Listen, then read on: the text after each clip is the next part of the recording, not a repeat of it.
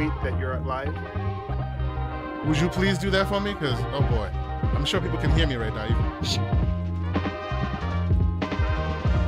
we go. If y'all can hear me, the chat, I mean, let's go.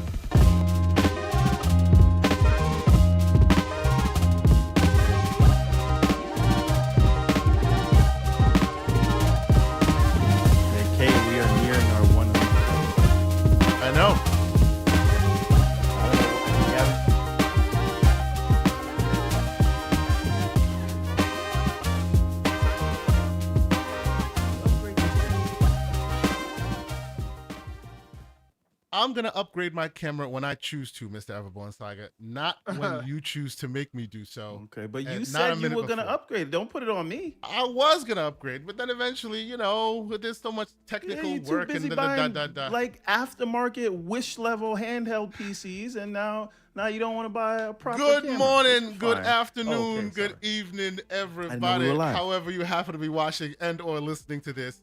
Yes, this is Everborn Saga giving me the business while we are live because he wasn't aware. I'm your co-host, Mr. K. Asante, TKO Asante on Xbox, PlayStation, all the places you can find me. And if you are in the chat and you can hear us right now, microphone check 1 2 1 2. I want to hear you. I want to see you acknowledge that we exist, especially when Everborn and OBM start to talk. Because yes, technical gremlins, indeed. But let's introduce them first. He tries to mute facts, but that's fine.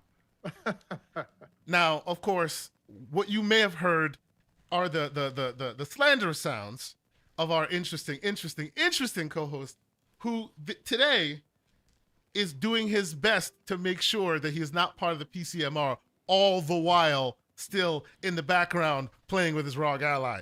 Mr. Everborn Saga, how you doing this morning, sir? They're waiting for you to speak, sir. How about you say something? Oh, no, I was just show, don't tell. But what Mr. K. Asante is not telling you all is that the reason he was late is because, as per his Valve contract, he now has to run the podcast from a Steam Deck.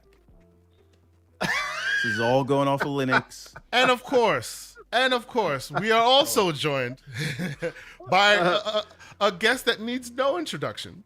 We don't even know when he's going to show up. He just is like, hey, I'm around, ladies and gentlemen. I rolled out of bed and I rolled right into the show. I'm here. We got into the green room. It was just like he was here hanging out. It was That's weird. right. You know, would you be technically you gave me the key. I had a sandwich in hand. You know, yep. I was. You remember Bruh Man from Martin? Yeah. Right, just come through the fire escape, make a sandwich out of your fridge, and then leave. And then peace out. That's right. What's going on, OBM? How you doing today? I'm good, man. I'm still waking up a little bit. I was up late last night because I knew I was close to the end of the Diablo campaign and kept pushing a little bit further. So I'm still trying to get the sleepy stuff out my eyes. Didn't get time to make some coffee, so you'll have to forgive me as I wake up and live on air today. No worries. I brought my coffee, OBM. I knew better. I too went to sleep way late trying to make sure this setup was working, only for it to screw up right before we start. So hey, that's what happens when you run it off of a Steam Deck. That's why these things happen. But you can calm yourself, man. You can calm yourself. I will say salute to the chat. Welcome everybody. I appreciate y'all being here. I see a lot of folks already in here. A lot of folks have already filed in here. Yes, we were late. Yes, it is technically my fault because it's my PC, but I actually think I'm gonna blame YouTube on this one. For some reason, it just wasn't connecting with us. We weren't able to that? He won't even take accountability.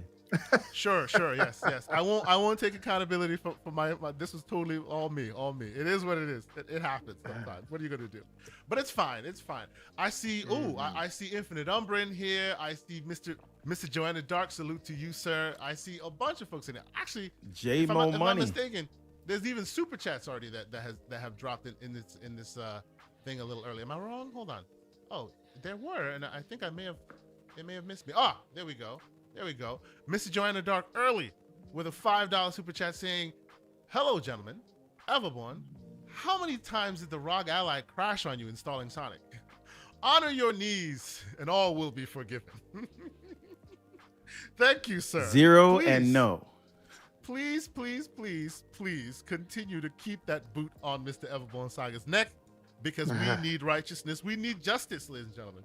Yeah, you can't make a bet and just out of nowhere, just like, pretend that it never happened and it doesn't exist. Shoot, the community. But what happens when somebody cheats on a bet? Like, this is like people are counting cards under the sleeve. You know what I mean? Like, what are we doing? Sony's over here including. Okay. Anyway. Okay. I guess we can go ahead and get started, as we always do, with some of the games that we have been playing. I wanted to ask you about this section. Do you want to just do the ROG Ally talk now? Because that's all I've been playing. I'm gonna assume. Okay. No, but you know I mean, what? you guys tell me. You guys go ahead, and then we'll just transition to ROG Ally because that's gonna be. It's cool. No, because look. So I hear you on the ROG Ally talk, and I wanna have some proper ROG Ally talk. But this section usually I have equated it to the content that we play with it, right? So what have you been playing on your ROG Ally? You can get started. Go ahead. I've been playing Windows Task Manager. I've been playing BIOS Update. I have been downloading things for 8 days. I've been trying to roll back drivers. What else? Windows Hello setup. Windows Hello breaking and then having to re-add it. Things like that. That's what I've been playing. But this is the console-like Windows device. Oh, no. But here's the thing. It's great now. I have to go through the growing pains. Right now it's great. Okay. Yes. Okay. Well, okay. But ladies and gentlemen. Since the Ally came in, all I've done was download updates and games and make sure they start because this is the life of PC gaming. All right. Before we even get going. AKA benchmark gaming. Listen carefully. Before we even get going, okay, I am going to have to call an audible. Why? Because there's some things that we need to discuss, and there's some guests that we need. And just like the FTC, Kay Asante took the bait. Hear me. There are some guests that we properly need to bring into this conversation. In this world that we live, on these Twitter streets that we're in, it's all about, if you're a man, it's about your word. Huh? Your word is your bond. Huh? We go back and forth on these Twitter streets, and all y'all in the chat know what I'm talking about. Yes, I'm being long-winded, but trust me, you're gonna get where I'm going with it. Okay? It's about we call the balls, we call the strikes. Sometimes we are right, and sometimes we're wrong. And when we're wrong, we have to own up to our, we own up to our mistakes. If we have a bet, you own up to your bet. You deal with whatever the consequences are, right? And if you don't, then you're a troglodyte and you need to be called out for it. But some of us, our word is our bond. And as such, we must respect them when they show us their true colors. Ladies and gentlemen, may I present to you Sonic Slap Slow-Mo. There we go. Oh my God. There he is. What is up? Oh, there he is. God, ladies and gentlemen. With the white glove slap. Oh my God. What is Here up? he is. I love it. A man Slow-Mo who honors stands his bets. behind his words, unlike some people. Unlike some people who are on the panel who have yet to honor their bet that they lost 6 months ago. Ladies and gentlemen, I present you whataboutism. Ain't about it. This is not what about. This don't got nothing to do with me right now, Mr. Sonic Backslap. You gonna take your medicine. Slow-mo. Come on. What's going on, Sonic Clap Slow-Mo? What's good, man? What is good, y'all? What is good? It's I can't stay for the full show. I gotta go somewhere with the kids in a little while. I do got about an hour, but I did want to come in, honor the bet that me and Kay had. We had a bet last show that I said that they would do what Xbox typically does, which is just show gameplay running on PC. They announced, and I saw it coming as I was like, the way the actress from Hellblade was talking, I was like, oh man, here it is. But no, like, hey, look, I lost the bet. They actually had more than one game running on the Xbox Series X, but only one they announced during the show, and that's all. All that really mattered. That was the one that. To me, this is a victory for you, sir. This is a victory. It's not a defeat. This is a man showing what to do when it just doesn't come together for you. It didn't work. But what do? You honor your bet. This is a victory for the Slow-Mo. bet. This is a victory. I want to Come on see them ashy, wrinkled, cracked knees that Everborn got. I want to see them knees on camera. I want him to admit Sonic got completely trounced by God of War Ragnarok. It got nothing to do with console sales or nothing. Mhm. You can take the console sales out. Sonic still lost, as it should, because it always loses. It lost to Mario back in the day. Sega lost to everything, and it is where it is. Sonic lost the Super Mario Brothers movie. It's life, It is right? what it is. That's what Sonic is. Sonic is a loser. He's smacking me this one time, but this is the only time you will ever see this icon. I know that for damn sure. Now, I would ask you to be careful with the Sonic as a loser stuff, because the loser is slapping the heck out of Slow-Mo. I'm just saying. Look, that's what I'm saying. It's the only time you were going to see Sonic get the upper hand on anybody. Okay. Understood. Well, I appreciate you being here, Slow-Mo. I appreciate you being here and standing up and being the righteous man that you are, and getting them and dealing with the bet, as it were. We honor you, good sir. We honor you. This is amazing that you are here, and the image is beautiful. Somebody clip that. We're gonna make sure that stays around. That goes forever. You're not getting this no more. Oh no, it's already screen capped, sir. Excellent. So, before we move forward, Mr. Joanna Dark is in here, and we appreciate him for being here. He has a $1, well, actually a $2 super chat, and he says, "Everborn bets like Jim Ryan lies." Ooh. Oh my goodness. They coming for you in the chat, bro. He learned from the best then, huh? Oh. And of course, He went to Jim and was like, "Teach me."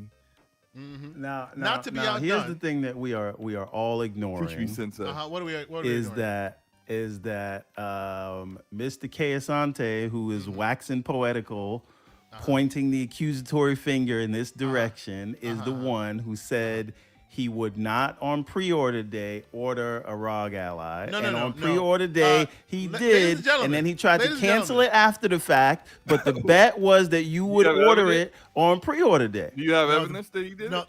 the bet Yeah, was, I do have evidence. Absolutely. No, he doesn't. We have receipts. The bet was I would own one day one. Who owns That one wasn't day the one? receipt. It was when the pre-orders go live. We said everybody talks tough till the pre-orders go live. The pre-orders went live, and you turned tail not, and you sir. hit the Nope. buy button. And we're not I gonna did talk not hit about the the buy fact button. that you bought two, because that was just Nope. my insurance policy where I asked you to get one. I did not hit But the, you bought see, one you for know what? yourself too. Let us not and then get messy. after the fact, Let us you not tried to get change messy it. But that's before this show okay, starts. Let's not because get the only one here that keeps their word is Slow-Mo. Oh, You're down in the stop. trenches with me, sir. Sure. See, talk about your whataboutism. But that's ridiculous, because I did not own a ROG Ally. And you know what, Mr. Joanna Dark, I appreciate you calling him out, because I really do see the comparison with Jim Ryan. It's some interesting stuff going on right now. I have yet to see a receipt He has that yet I'm to wrong start. about what we Okay, bet, but that's okay. fine. Well, you know what? The receipts are going to be on deck, and it's going to be fabulous. But before that, though, let us start, as we normally do, with some of these games we've been playing. And of course, my connection looked really terrible, and my thing completely just. You almost got Excuse caught me. out there. I almost got caught out there. Yes, you heard me. But PG-13, so we staying cool. We staying cool. But yes, while I fix my stream and it's looking absolutely terrible, I will ask you, Mr. Everborn Saga, what have you been playing on your ROG Ally this week, sir? Planet of Lana. That's Okay. That's the How's it only going? one that I actually put like. Is that the only one that a worked? half hour into? Well, okay, we'll talk about the ROG Ally issues later, but they're not really ROG Ally issues. Uh-oh, what happened They there? are me not knowing how to deal with PC gaming issues. So they're really my Okay. fault, not the ROG Ally's fault. Okay, so what happened exactly? Planet of Lana. But since the last show, I guess I can talk about it. I put like an hour into Diablo, and I had to put it down immediately because I knew I would never touch Zelda again if I played anymore. Okay. I beat the first. I'm about 30 hours into Tears of the Kingdom, and I just beat the first temple, the Wind Temple. And I played the Lies of P demo, much better than your gameplay How is footage. that? But How is? That is Stop it. good. We don't have any evidence that it's better than your gameplay footage because you have no gameplay footage, sir. What do you that's think? neither here nor there. What do you think? Did you I play it think on the it's Ally? fine. I think like I don't know. First of all, I think it's gonna get buried in its current time slot, and I really feel like they should delay the game till next year because like if you just look at how stacked this year is, coming out in September in the same month as Starfield is like suicide, and I feel like they're gonna get bad feedback from the Game Pass numbers in that month, and then it's no worse. It gets even worse once you get to October when Spider-Man and all of these and Alan Wake and all those things come out. Maybe they should move it to December, but maybe that's me being selfish because just I no don't have hope. time to play it till then. I don't But I'm think saying- it has much of a chance, period, just because I don't think the game is that good. We're talking about Lies of P, right? Yeah, Oh, you didn't like it? I thought it was pretty good. For a demo. It's a decent. I guess I just played so many Souls-like games that like there's nothing that this one does on a combat level that's any different than any of the other ones. Like the better ones are the ones that kind of like try to go left field with some of the actual gameplay. This one doesn't really do that. Now the best benefits to the Lies of P demo, what I saw is that visually it's the best looking Souls-like game. I was about to say that. Is that not the best looking like Soulsborne It's amazing. ever made? Looking, It's beautiful really and it runs and it's awesome on optimized, everything. epic. Yes, Yeah, absolutely. but other than that, I mean, the combat is like, I mean, like, why have the metal arm if it doesn't really have a lot of like actual in-game, like differences to but the do we know- combat? but I thought in Do the we know that there's extended gonna be showcase more? they showed that there's upgrades to the arm. Yeah, right? well, I was you can about to update. say, there are upgrades, and they don't. No, I am kind of speaking from just the demo. In the demo, you don't really get the chance to really like utilize a lot of that stuff or whatever it may Yeah. be. But I don't know. Like the enemies were far too easy to kill. Yeah, very part lumbering. of the Very lumbering. part of the Not the for Kay Asante, difficulty but I of understand. Calm yourself, bro. I beat that thing. I beat that demo twice. I'm Calm just yourself. joshing you. What is wrong with you? part of the difficulty of Souls games is you die getting back to like say a boss, and the enemies repeat. aren't Yeah. exactly like easy to get around, and it's just Mhm. they were. I mean, I'm sleepwalking past these guys. They were so Yeah. easy to kill, and Yeah. it's just like this isn't what I expect from. It's just too easy. Yeah, they're too fodder-like And in the to be beginning. called a Yeah. Souls-like game, and I Yeah. think combat-wise, it's not going to stand up, even if it wasn't already kind of going up against some really stiff competition when it comes out. So for me, why I say like there's again, I'm not taking away from the game because it looks like it's very well made and put together and all that. But I don't see in the deluge of everything that is coming out in that window that it warrants a raise in rank or hierarchy in that list, right? So if we say there's only a certain amount of time and there's all of these high profile games that are by their own rights, like there's a lot of stuff that should be nominated for Game of the Year this year that won't even get to because the competition is so stiff. And I just, from what I've played of the demo, I did not, while it seemed fine, it does not seem like anything that I'll say, I'll play this over Alan Wake or I'll play this over Yeah, it looks like Starfield. it adds. It looks like it adds a lot to that space graphically, but not much more else. Not much. More. And also it adds the graphics. whole, and Yeah. this one's a me problem, right? But the allure of Elden Ring for me was more about the exploration than the combat. challenge of combat, right? So if I felt like I needed to get better at combat so that I could explore more. And unless the story here is gripping, there's no reason. I don't really care to fight these people. Yeah. Right? I get So- you. I get you. Yeah.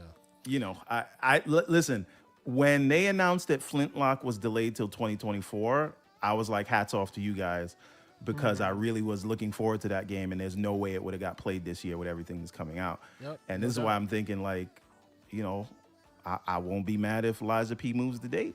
Yeah, that's what Do I you do. think hope, they but will though? Nope. It But it's a should. it's going to be a detriment to all that hard work they put in. So Yeah, and like, so I guess where I push back a little bit with some of the stuff you guys said is, I at first I do think it's one of the most competent Soulsborns that are not from software, because most of those games that come out usually, usually they do feel like budget Souls, right? You can, I think this passes, like, at least some of the combats maybe not as crisp, but I think overall it does the closest job of passing as one of those types of games. And they already had like 1 million downloads, I think. So, I think there was interest and I think the one thing they have going for them timing is it is coming out after Elden Ring, and Elden Ring did seem to make a brand new batch of fans of this type of game. And so I even think like the fact that it's a little bit easier is probably going to be its lane, because usually, like, a lot of people I know that just couldn't get into Soul, like Bloodborne or Dark Souls, they played Elden Ring because Elden Ring gave you a lot of options to level up and make the game more approachable. And I think that's what this does too. It might be what it brings to the genre. That is an interesting point. Yeah. The lack of difficulty. And I have anecdotal evidence. Like, one of my friends who's not into like Dark Souls or Bloodborne, just like those things that he doesn't want to hit his head against the wall and try to figure out how to get past these bosses. Beat played over 100 hours of Elden Ring, and this demo like clicked with him. He really loved it, and it was probably the right difficulty for him. He still Did had he to play beat these the boss at the end? Yeah, he did, but it took him a lot of tries, but he got past it. So I actually found that boss to be super easy. yeah, but it's because you probably played more of. Yeah, you are a Soulsborne player, are you not? I mean, not really. Like, I've played Demon Souls. I've played Remnant from the Ashes, which is like kind of. Are you an Elden Lord, sir? I'm definitely Elden Lord. I got the platinum. So you are in the bag. Legitly. I got a legit platinum. Like, I didn't like before they nerfed it. from Yes, like some of these guys did. I actually had 3 different playthroughs to get the 3 different trophy endings. Wait a minute, Slow Mo. Keisante, are you an Elden Lord? No, and I will freely admit it because I am not the type. It's not my game. All right. I have it on console and I have it on PC. Well, but if you don't want to head down that path, do you, Everborn? Come on now. You don't want to head down that path. What I was gonna say about the boss was Stay on topic, Kay. We're talking about Elden Ring. His first phase was really like his attacks were super easy to telegraph. I think when I first fought him, he didn't even hit me once in his first phase.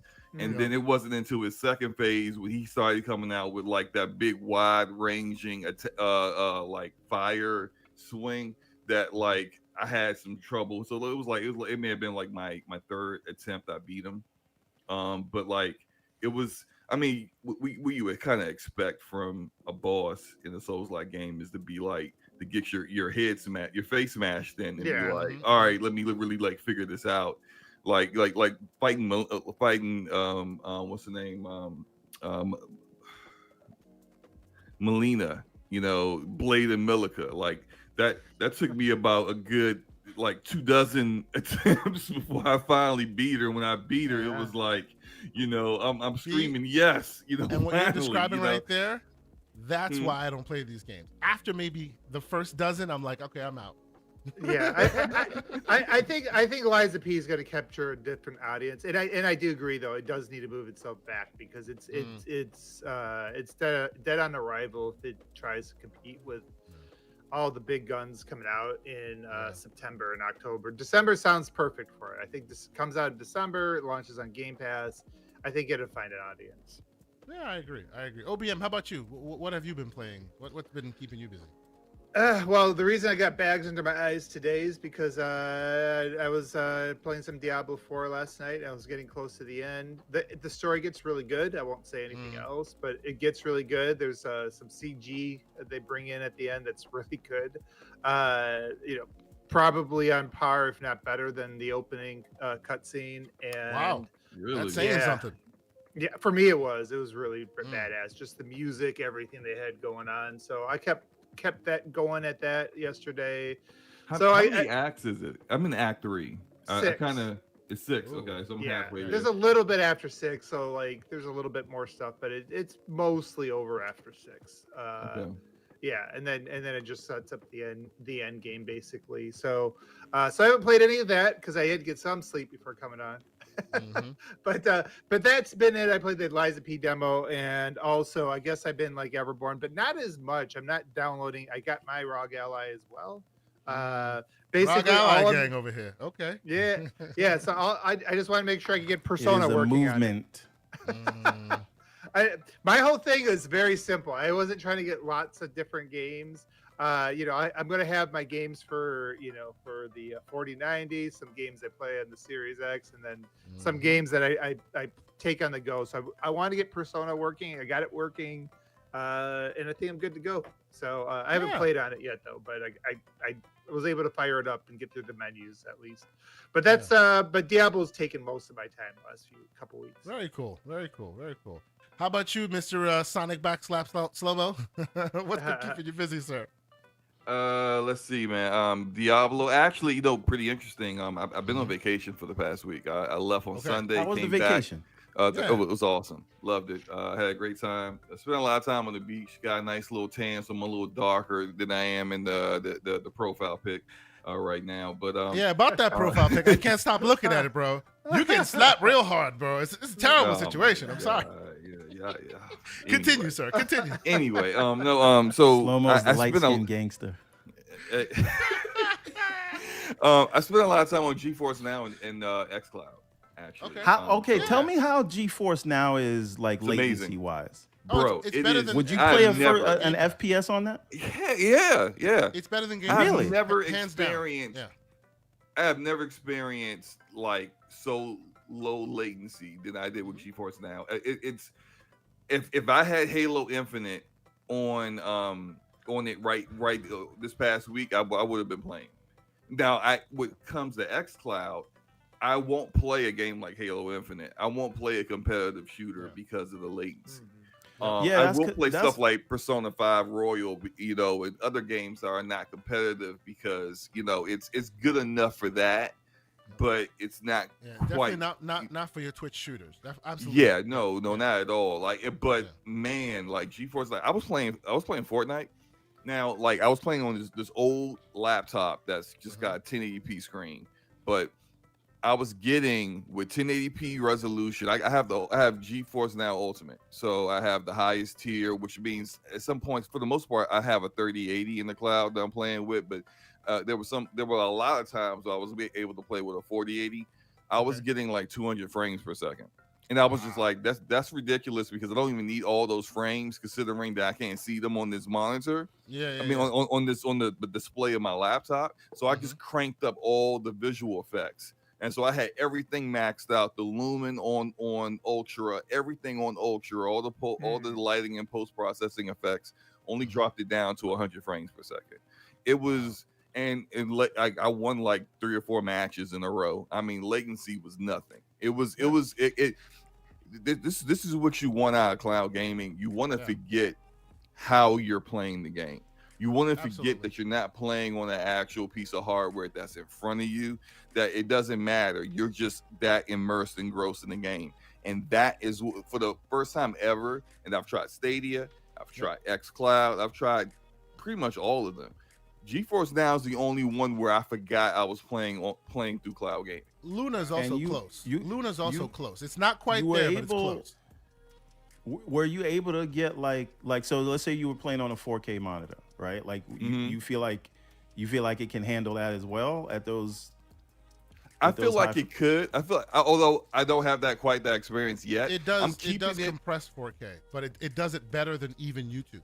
Like it does great compressed 4K. You won't notice. Yeah, I haven't good. experienced it yet because again, like I only had a 1080p, off the laptop I was using.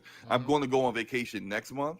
And when I go on vacation next month, I'm still going to use it. My plan is that because like the reason why I sold my Steam Deck and all that stuff is that like I mean, I don't really go anywhere. I work from home. So it's like and then when I'm at home, I'm just on my PC. So it's like there was no need for me to No need for it. actually Yeah, of course, like of keep course, this yeah. stuff for as far as I'm concerned. Then and only time I was using my Steam Deck is when I went on vacation. And so like with GeForce Now, I'm playing games at a higher fidelity and high and better performance. It was like, well, why do I need this? It's kind of how I felt. Slow. Like, Yo. what do you think of this? So when I initially tested it out, right, I wanted to test it out on everything. So I tried it using. I tried it right when they first talked about. Oh, now you can have what do you call it? Ray tracing in it as well, right? And I thought, Yeah, that yeah. must be a gimmick. How can you translate ray tracing, that way? It must lose something when it's not native. And man, like Cyberpunk ray traced via G Cloud, playing it is the closest to native I have ever experienced. It is very good. I played some Cyberpunk. Yeah, with ray tracing on. It's Freaking amazing. Beautiful. And, It's and amazing. never dipped below 60 frames per second. Yep. It was awesome. So the thing that I'm trying to understand is because I always thought the latency thing was like a physics thing, right? Like it takes the light to so much time to travel from the data center to your input device and then come back or whatever. How do we think they're solving that latency issue sort of better than everybody else? So I do not know, but I do know it's I will a tell you. combination of a lot of things. You like they do check your, so they'll test your internet before you jump in. So like you'll launch the program and then they'll kind of like check what you're working with at that moment, and which was what kind of a concern for me because at home I have one gig up, 1 gig down. So thank you Verizon Fios. It's amazing, right? But I didn't know how it was going to be at the Airbnb I was going to. I get there and I got 1 gig up and I got 1 gig down, but only 25 megabytes per second up. And I'm like, oh no, that might be a problem. But it wasn't a problem because thinking the upload when you're playing cloud gaming is super important. And I thought that this would be maybe a deal breaker, might cause me to have some problems. I didn't have any problems, at least not on GeForce Now. So They've been using what they're doing, I don't know. They have servers. They have servers just like GeForce does, just like Game Pass does, just like all the others. But they have like satellite locations. I've been using what do you call it? Shield. The NVIDIA Shield service for a long time. Yeah, NVIDIA Shield. Yeah. Yeah, and they have little satellites in addition to their servers. So it's like in addition to your normal servers where you get where the connection would come. They have like little strategic satellite stations placed strategically in certain places. It works better, but it also makes it difficult for them to like grow at scale. You have to create those satellite locations to stop the potential latency for being a concern. Because all the others, Luna and Luna and G4 and Game Pass, only rely on your distance to the data center. Hence the latency. Hence the not everything can play. These guys have cracked the nut very, very well. Orion Tech, Orion Tech can help bridge some of that gap for Microsoft. I just don't know why they haven't done it yet. Because Stadia did it with Orion Tech, which now is owned by Bethesda. Very unusual why they haven't really used it. So you were saying. I mean, maybe it's a hardware thing with the Series X versus the other ones that are running on PC. I don't know. But the thing that I was going to get at is the way that I imagined console hardware may be a limiting factor. Yeah, you're right. Go ahead. Right. The way that I imagined it being solved was going to involve AI and sort of predictive input to sort of say, this is where we think you're going, so we're going to send that signal. Which could be a factor in the equation as well. Yeah. Right. So... but I'm saying all this to say, and I know like cloud gaming wasn't a topic, like, Slow-Mo, you saying this like says to me that, maybe there is a world where like most people, they started with DVDs because they wanted local quality, and the people who need that like close to the metal stuff will stay buying DVDs and steelbooks and stuff like that. That was my one. I wanted to use it later, but I've exhausted it now. And but real quick, salute to Beast Mode 10. He says Orion will go into PlayFab. Interesting idea. Nice. Yeah. That's a good, Yeah. Interesting. good piece of info. Please consider. I think this is one of those things that's a little different than say your traditional other media markets, where because of the interactivity of video games versus just listening to music or watching a movie or a TV show, I think that it won't quite ever be adopted as much as we see it for, say, like, we all now enjoy our music through Spotify, Google Music, Apple Music, instead of having the DVDs, but the CDs and MP3 CDs, players DVDs, that we used to Master have. Ps. Right. like we, but there isn't like a lack of quality in how we have adapted that. It's become easier and more accessible while still keeping the same level of quality that we were getting before. I like it because I don't think, like, even though it was great, I still would prefer playing my games on my rig versus through GeForce Now. And so but you are one of the people who would stay. I'm like classifying you, Kay Asante, maybe me, as someone who would stay with DVD because you want that true 4K, not like the fake 4K that you get at Netflix. We are the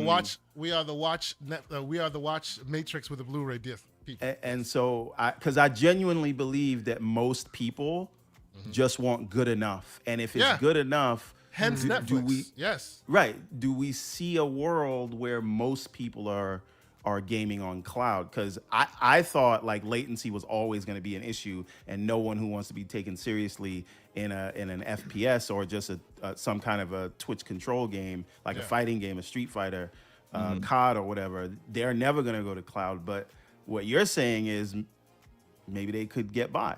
Well, think about this. Think about, you talk about good enough. With streaming, maybe you get 60 frames on Starfield.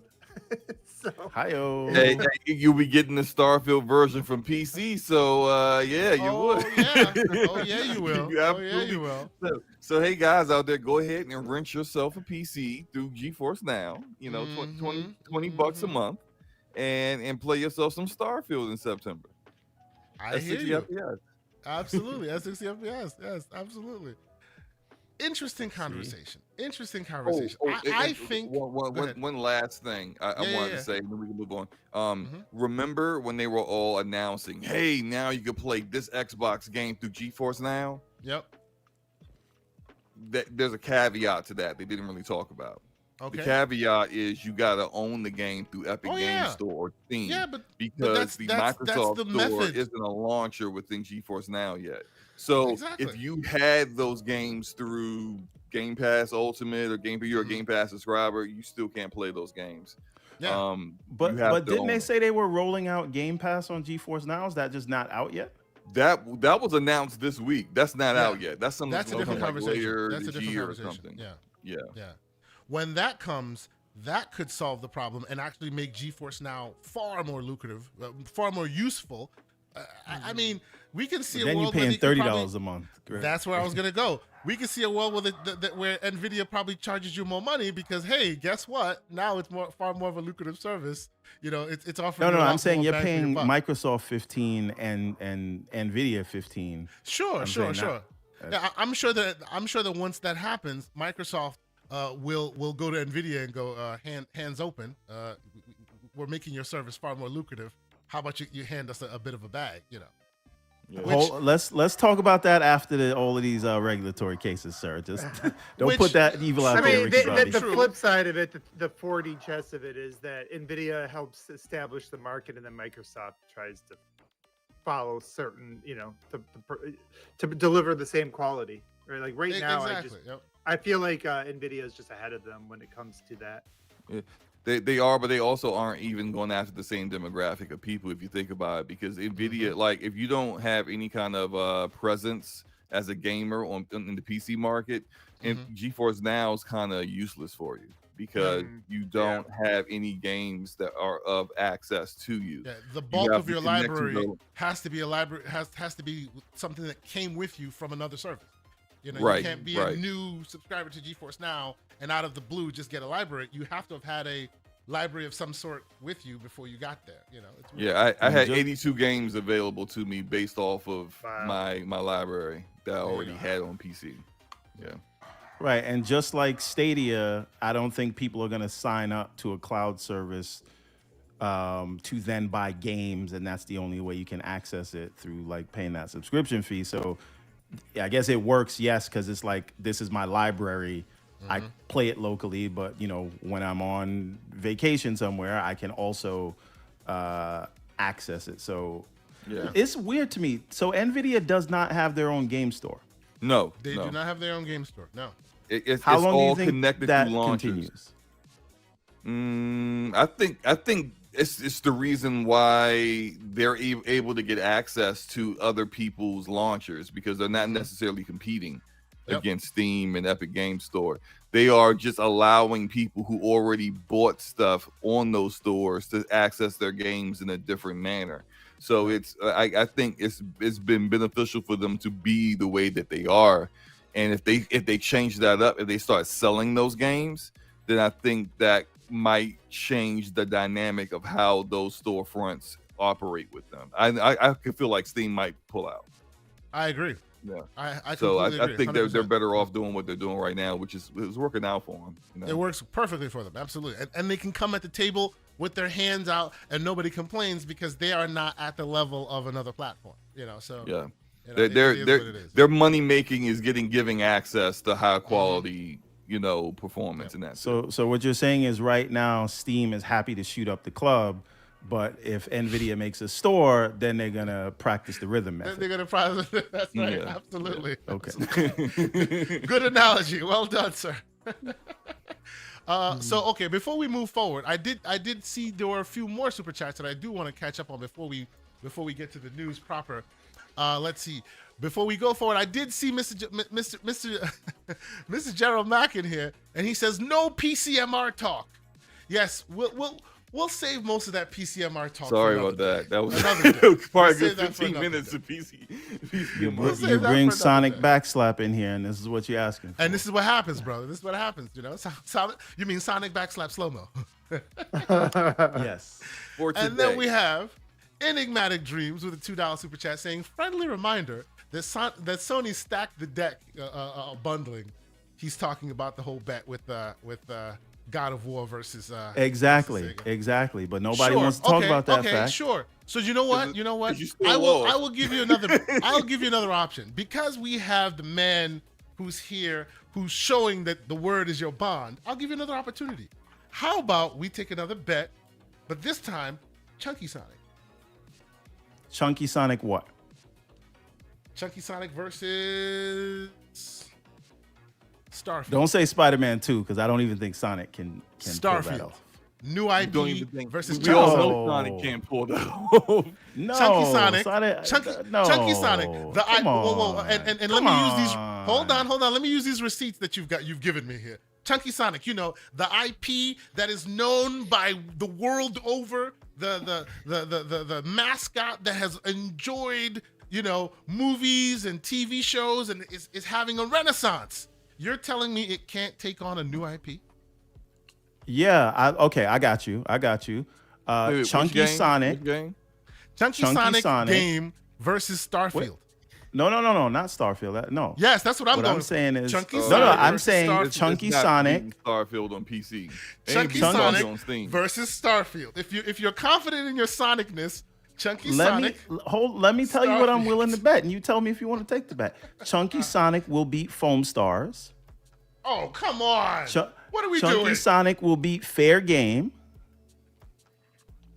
Are we serious right now? Bro, Everborn Ariel's Saga, Adventure when will the game beat Fair comes out, Game. is going to beat Foam Stars. I was okay? about to So, say, like, Ariel's Adventure will beat Fair Game. I'm just saying. Ariel's Foam Adventure Stars is dead on Ariel's arrival. Adventure on Windows Mobile has beaten Fair Game. Calm down. Like, what are you talking about? I'm just saying. Fair Put Game your money might where be your the mouth better is. game, too. It's up to You you don't guys know. whether you want to take it. You see what's going on, ladies and gentlemen. He refuses to I bet don't where want it him to matters. bet. I He want him to wants honor bet the it bet against he Golden already Stars. lost. As soon as I get my knees from Kay Asante for him pre-ordering the ROG Ally, Bro, then you can, there are you can have the receipts. Sonic knees. It Which wasn't a came pre-order first? bet. It wasn't Which a came pre-order first? bet. Don't worry about all of that, slow-mo. Yeah. Moving Don't on. worry about facts. No, Which don't, came first? Don't worry about knees are owed. Promises were made, Uh-huh. and knees are owed. So I'm not gonna be the Sure. only one giving up knees, especially when Sony cheated. So thank you guys so much for being here. I see 173 people in here consistently. And only appreciate 50 you. likes. We see 50 likes. Can Can we get please that? get the likes up? Can we hold the appreciate y'all. line on the likes? Oh, Just like boy, I'm holding the line on my knees. Pause. I think That's just a I'm weird. gonna go with a pause. Just in Yeah, case. that deserves a pause. You Just gotta in think case, about just I, in I case. wasn't sure, but we preemptive pause. Preemptive Pause pause. worthy. Let's go. Definitely pause worthy. Definitely Oh, pause man. worthy. He says. All right. Hold the Let us line move on forward. my Let us knees. move forward. Let us move forward because I want to get into some of these news conversations. There's a lot to talk about, right? Because yes, we've talked about it, on various shows. The last weekend was awesome. A lot to talk about. A lot of showcases popped up. A lot of people super excited about what's going on. The games that came out and all of this. Yes, I don't have mine because I found a better deal, and as such, I have to wait till it's delivered. So I returned mine. I found that same deal and just used it to send And some just to use my it brother. to So send it. Yeah. this yeah. is this is the one that I had ordered. I haven't opened this yet. Oh, I was saving it for the show. Oh, well, do that. I want to gonna see it. use I'm it? excited. Are you gonna use it? I have too I'm many. gonna use it on the controllers. ROG Ally. I have too many controls. I cannot even justify it. I have too many damn controllers. I don't Hundreds, use too special many. controllers like that. Like when I got a custom slow-mo controller made from Design Labs. I've never used it. It just kind of sits. I got a little case of controller. It just sits there.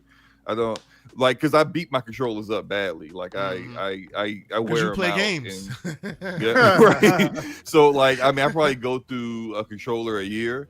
And I get the Best Buy warranty on my Elite controller You because figured out it. the Thanks, Best Buy. I get the Elite controller, and basically it's like a subscription, right, Slobo? It's Yes. Every year, year you replace the controller. When will Yeah. they The when will they put Xbox Hall controller sensors in the subscription. controller? Listen, Yeah. I recommend everybody sign up for Total Tech if you Yeah. do Best Buy I shopping. did have that. Yeah. Yep. Is that Yep, worth it? absolutely. Really? Yeah. Oh yeah, absolutely it is. Absolutely it is. Yeah. I think so. How much is that a month? Wait, it's not monthly. It's an annual cost, right? It's It's an an annual annual cost, thing. I don't know how much it is because I bought a TV for a friend because I had zero interest for a year and he just paid me back. But we got the Total Tech at that time, so I don't know how much it was. But every time I go and buy something now, it's you got the warranty now, so you can just bring it back, change it, whatever for the price they it was when changed you it paid up for it. how they do warranties now because they used to do warranties on GPUs. They don't do warranties on GPUs anymore. Okay. So But that would for me you buy a that kind GPU of from Best Buy? That's a yeah. good question. Yeah. Why not? Well, It's not like they made it. Yeah. It's- So the ones they have sometimes tend to be the popular it's one. cheap. If you want a specific one, you may have to go online. But if it's a Right. popular one, then yeah, most likely Best Buy will have it. And look, hey, warranties with GPUs work just like a lot of stuff. Hey, look, 2 years from now, hey, maybe you microwave your GPU and you bring it in and say, hey, my GPU it won't work no more. Give me value for what I paid 2 years ago. Oh, what? There's a whole new generation of GPUs out now. Now I just got a free upgrade. That makes sense. Yeah. Sure. Now, I will say the same thing. I have the Apple Care, and so if you break, if the back of your screen cracks, right, they will do a whole motherboard transplant, the whole SoC transplant, but they'll keep the front screen because for some reason it's more cost effective to do that than giving you a new phone. right? So they'll keep the Corning glass for your front screen because I guess that's expensive, and the metal around it, and then just take out the back. So what they told me in the Apple store, they're like, well, you got the Apple Care. If something was to also happen to your front screen, we would have no choice but to just give you a new phone Oh. included in your Apple Care. And as soon as he heard So- that, he handed it off to his son and said, So- "Hey, go do something with this real quick." So maybe your phone has an accident before you get to the Apple store. You know, maybe it fell on the floor and you drove over it real quick. We don't know what happened. It was just. You know. I would just say I know the ending month to all my warranties. Of course you do. I keep them in my calendar. Always a month beforehand. I'm like, be careful, it's coming. It is accident time. Indeed.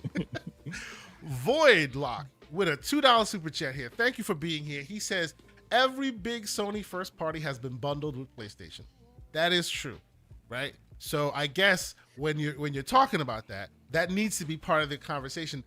If they still win, though, it's not an excuse. I'm sorry, because Sonic literally dropped the price a week after it released the game. And So you he only also do that did when you are not selling.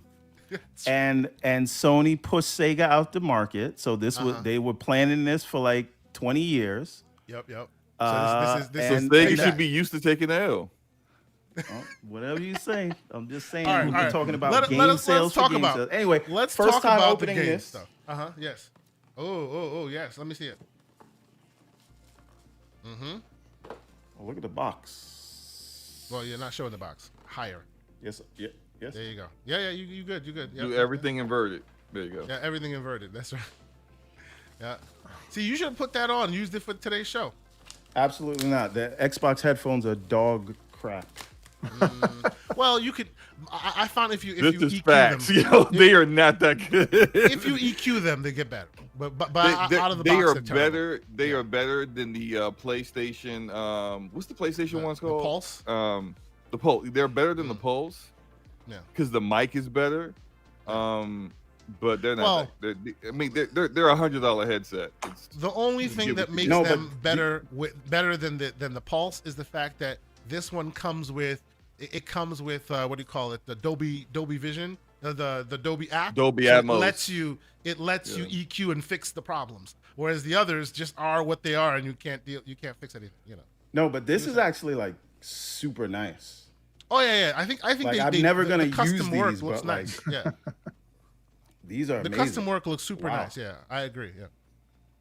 They put a lot of work into this. Mm-hmm. Why do you have this controller and this beautiful headset and not And no console. a custom Series X? And no console. I knew you were gonna go there. Yes. Like I literally would have just bought another Series X for no reason. I have two in the house. That seems like that's low hanging fruit too, right? Like it. Yep. Yeah, I don't know. No, it's just very strange they didn't do it, but yeah, they didn't do it. Like people And I were will buying tell you, $300 like yeah, Casio watch packages. I bought the $300 like bundle because I wanted the smartwatch. Like I bought the whole thing. It's not really a I smartwatch, know. but I'm glad I'll never have to see that does- Forza console again, though. That was Yeah, that wasn't very a bit pretty. of That was a bit of a problem. hot garbage. that looked Yeah, like it a was a kid problem. just went It like was took a some problem. crayons. Just and took This- went, ugly. Yeah. Ugly. Absolutely. So anyone that So- has this headphones, because I like threw away my Xbox headphones. You threw do them you away? Feel like Damn. meaning I gave them away. Like I didn't want Okay, them, okay, right? okay. But what I was saying was, this feels better build quality wise than I remember the Xbox headphones. Do you Yeah. guys feel like that? People who have both? I think it's a revision. chat? Like I think it's a revision. It is the same hardware, but they've cleaned it up considerably and added it to the special edition. No, but like the dials feel yeah. stronger. It More feels quality. heavier than I remember the other ones. Cool. All right. Tell us how you feel in the chat. Did you buy one? Did you buy the controller? You know, how you feeling about it so far? Mine is on deck. Mine is on its way. I have my tracking. I'm waiting for it to show up. I have both the controller, the headset, and I bought the Constellation Edition as well because I totally drank that Kool-Aid. It is what it is. Let us move forward, ladies Yeah, and I gentlemen. couldn't pull with the trigger. Like, 173 people in here. It was in my cart, the $300 version. And I was like, you're just like, Come on. Yeah, Like, I had to do it. I'm a watch I person. I was have many like watches. This has to 15 add seconds away from just hitting this shit had to button. I do was it. like, Had to do it. So okay, let's get on the topic of the game showcase. I don't want to go through all the games because we've been talking about this for some days now. Salute to all the folks in the chat. I saw a post up in there a minute ago. I see a bunch of other folks in there. Please, for you in the chat and for my panel members, I have a question. I want highlights from this show. Highlights and lowlights. One highlight, one huge highlight, and one low light. It could be really low. It could just be a nit that you're picking from the right. Xbox Game Showcase. I'll let you go first, Everborn. What are your highlights? So the lowest point of the show, and this was bittersweet, but the fact that I was watching the whole, like everyone else, and I know it was for everybody, I was watching the Hellblade trailer and I just knew it. I was like, she's ready now. She's building herself up. She's about to pull out a sword. Yeah. It's coming, and then cuts to black. Now, the reason I say it was bittersweet is because they actually told you, hey, this wasn't captured in engine. This was captured on an Xbox Series X. And when you see her crawling under the that's rock, what clinched my bet, by the way. When she announced that it was captured. on Yeah, Series X, yeah, we. I didn't even care about the show anymore. I was like, yes, that's Slow-Mo, We all baby. know. At that point, it didn't matter what it was. It didn't matter. It was right? over. So, but if you go back and look at that and you watch that in 4K and you see her crawling under that rock, that crap, I almost cursed, looked like real life, right?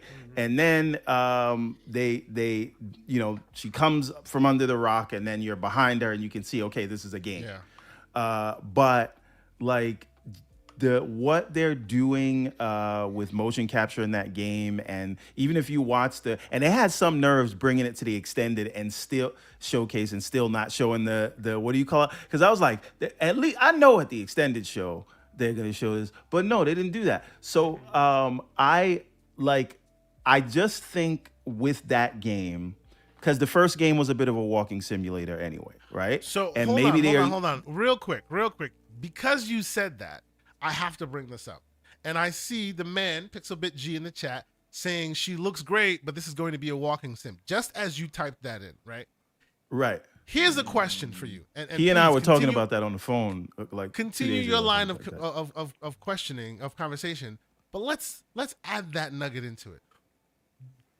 We've talked about how, hey, these consoles and these pieces of hardware are, huge, powerful machines that then are in the hands of the developers to make their own decisions with it.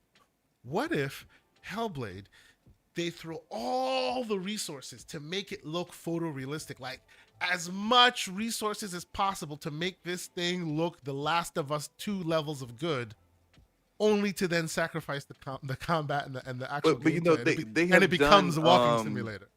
Would that they be have okay? done some of those, like I forgot what they call them when you go kind of behind the scenes and talk to the devs on their YouTube channel. What's it called? Let's be clear, Slow-Mo. I'm not even saying it's not, because I know it's going to be real. Like they're going Right, to take like what the original they one actually was, have and they're gonna recorded expound on it. her in the fighting and all of mocap that, doing like I'm just having like a thought combat experiment stuff. here. That's just It's what just this is. This that is a thought like I experiment. want to see it in the game, like Yes. bro, Yeah. like that was my biggest disappointment from the show.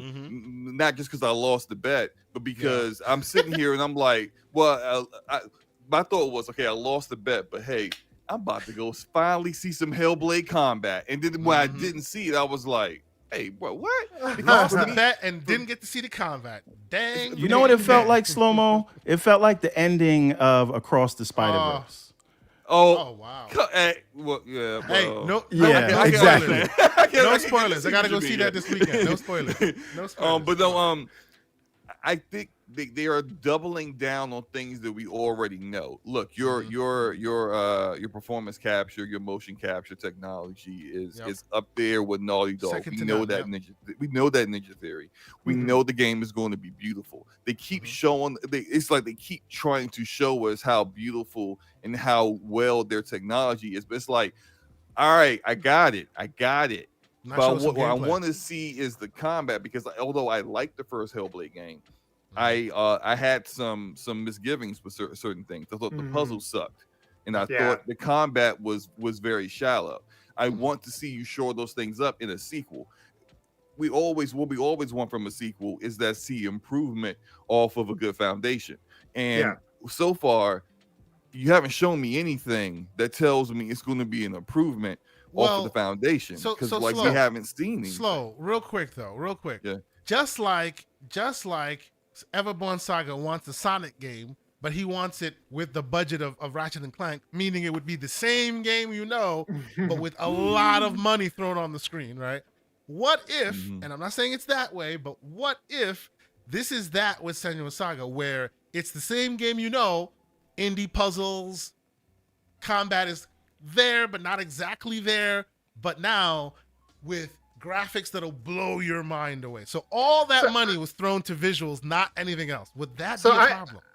I think there's some evidence against that, though. Like, here's my theory on it. I think because Microsoft felt so much backlash off of Redfall, they're basically like, hey, if we're going to show gameplay, let's not fake it. Let's not and they were going to show this in Series X. My guess is they just aren't ready to show the combat. Like, it's not running smoothly with those graphics. Because if you actually look at some of the older interviews, I actually ran this during the podcast yesterday, because they were talking about the same stuff in the show. It's like, well, maybe that's not going to be the focus. But the studio, like the head of the studios, has already come out and said, like, that is part of the focus. Like, they went ahead and they hired combat designers specifically. Yeah. Didn't they hire the combat designer from Star Wars? Like, this is the one that taught how to do dual wielding lightsabers. She's the one that taught her how to fight, so that So it looks like it'll be epic when they do show it. To it. Like they talked about, like, even adding long range stuff to it, balancing it better, so you're going to use all your moves. Like, they thought that the combat was just too basic and easy, and people just repeated. So what we're saying is it's going to be a combat game with some puzzles, not a puzzle game with some combat. See, I don't know the ratio, but I do think it's like, why would you put that much effort? Why would you go all out to hire people specifically? Why would you hire the dude that trains people, the actors for Star Wars, to fight lightsabers if you don't if you only use it small? Let me, because I just think it's not ready. Yeah, I never really got to, like, say go into go that ahead, thing go ahead. Yeah, before go ahead. Mr. KSante hijacked my answer. Forgive me. Go ahead. Yeah. Okay, so it was like the kind of low point for me, because I was expecting it, and to the point that you brought up, and to the point that Pixel is talking about in the chat, and that he and I talked in the phone, if they want to be more story focused in this, and this is more of an interactive experience, audio visual experience, I am okay with that. But you have to say that up front, right? You cannot. They know what people are expecting. They know what people want to see, because clearly, like, Aaron Greenberg's out there wearing Hold the Line t-shirts. Phil is talking about #FirePhil that he sees online. They see all of this stuff we talk about. They're addressing it head on now. Right. Yeah, absolutely. So the whole reason they're pointing out that these things are playing on Series X is because that's a complaint. So they know that people want to see that. So if that is what the team is going for, while it is fine, and I'm on board for the experience, they need to, if it's not going to be combat focused, they should say that, and they should say, we're going to tell you a story. Now, that's one side of it. The other side of it is they're not showing combat, but it just builds more anticipation. And you know how I know that? We're literally talking about it right now. I think right? And whenever they do reveal it, so let's say this game's coming out May 2024. If they show it in a January direct, nobody's gonna care if it looks good that they didn't show it up until January 2024, right? Because the game is not out yet. So we want to see it. They've wowed us on the visuals. I think everybody can agree with that. They've showed you that it can keep those level of visuals running on the Series X hardware.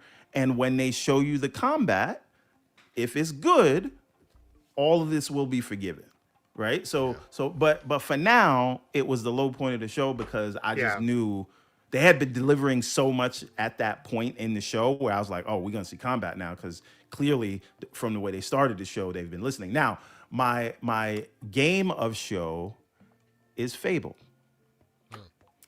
Okay. And as I said on Umbra's show on Thursday, the reason it is my game of show and not Starfield, well, firstly, I don't want to count Starfield because that's too easy. But other than that, people are still crying about Fable right now in my mentions since last Sunday. Right? About first it started as that's all CGI. No, it's not. It got to be running on a dev kit or a PC. And no, it was captured on a Series X. You're jumping ahead because I wanted to talk about that. Okay. Well, my point is, my point is, it was my game of show because of all of the gnashing of teeth and the pulling out of hair. So it wasn't your game of show because it was great. It was your game of show because you love the salt it produces. Absolutely. Well, that was a bonus, but I also will say the tone that they have struck, right? Whereas, because Fable is like British humor, fart jokes, ha ha ha, right? But the tone that they struck, where they were like basically shooting the trailer like it was an episode of The Office. Right, and then he's kind of looking like it's a fantasy world, but he's like looking at the camera, like he's shooting, like he's looking at like he's looking at a camera, like he's giving an interview. And when he says one moment, right, and then you see the little glimpses of kind of what the gameplay will look like with the throwing of the fireball and the slow motion grab somebody, push them down to the ground. So in terms of the visual fidelity, in terms of the tone, I was under the impression it would be like Pixar style art, a Pixar art style. Like I knew it would look beautiful because it's Playground, but I thought it was going to be like Pixar beautiful. I didn't think it was going to be Witcher beautiful, meaning like going for realistic. But they went for it. They went for realistic, and it seems like what they're going to be doing is telling a bunch of English folklore, right? And going into that, but I just feel like the dry humor that they got, right? Like the protagonist is just walking in the street and somebody calls her a wanker, and the way she looks back at him, like what the hell? Or when she's in the pub and then has the mug and then throws it down on the floor after she drinks it. I'm like, this is perfect, and I think they're going to strike a tone that I have not seen any game strike that tone, that sort of dry humor tone, but still sort of, even though it's fantasy, almost feel like based in some sort of a real world and like situational comedy. I don't think I've ever seen a game do that. So to do that, to bring back an IP that everyone remembers fondly, and then to do it at this visual fidelity, is fantastic to me. Like it is just everything I was hoping for and more. And I don't know Slow-Mo is on mute or paying attention, but no, I was busy doing you busy warring in the chat. You're right. So what game are we talking about? We're talking about Fable, and I'm talking about why it was my game and show. So the point why I brought you up, Slow-Mo, is they showed like 2 seconds, and my whole argument was always is that this is the visual fidelity that we can expect. We still don't have a clear picture of what the full moment to moment is going to be like, and I think those are two separate arguments. But the people that I am making fun of that are still crying in my mentions are the people who that just think it's CGI. Right, they still can't believe it's real. But here's the thing: it's Forza Tech, an engine that is known for showing photorealistic graphics, that was used in Flight Sim, that people thought they were showing real life last year when they showed Forza Horizon 5, and then a car just drove past. Flight Sim is Asobo's engine. It is, but Asobo said that they used Forza Tech to help them get those visuals. Oh, okay. I didn't know that. Thank you. Okay. So this is the thing. Like, that's the engine we're talking about. We're talking about a team that has maybe better quality control than any of Xbox Game Studios. You could definitely agree with that. Yeah.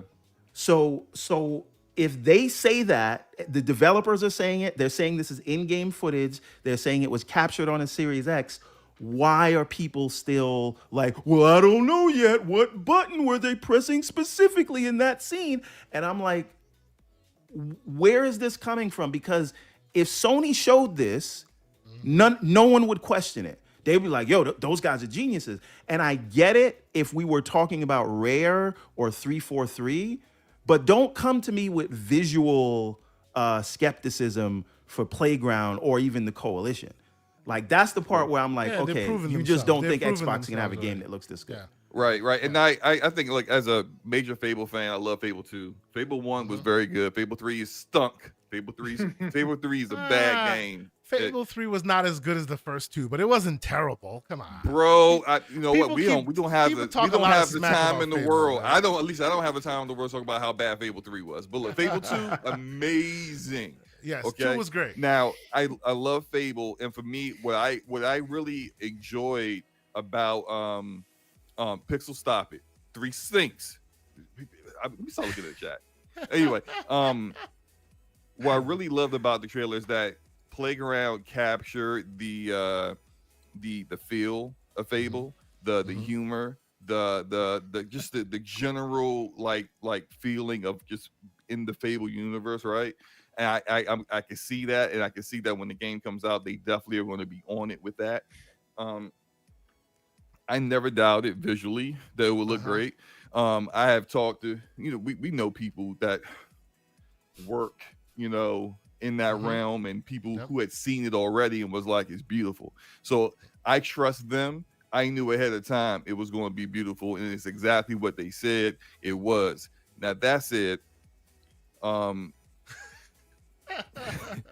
there needs to be a talk, right? There needs to be a talk about how people don't know the difference between in-game footage, in-engine footage, and gameplay. And gameplay, yeah. These things are all different. In-engine footage means it's running in the engine, but it's not running on anything that you will be playing a game. Running on a supercomputer. You know what?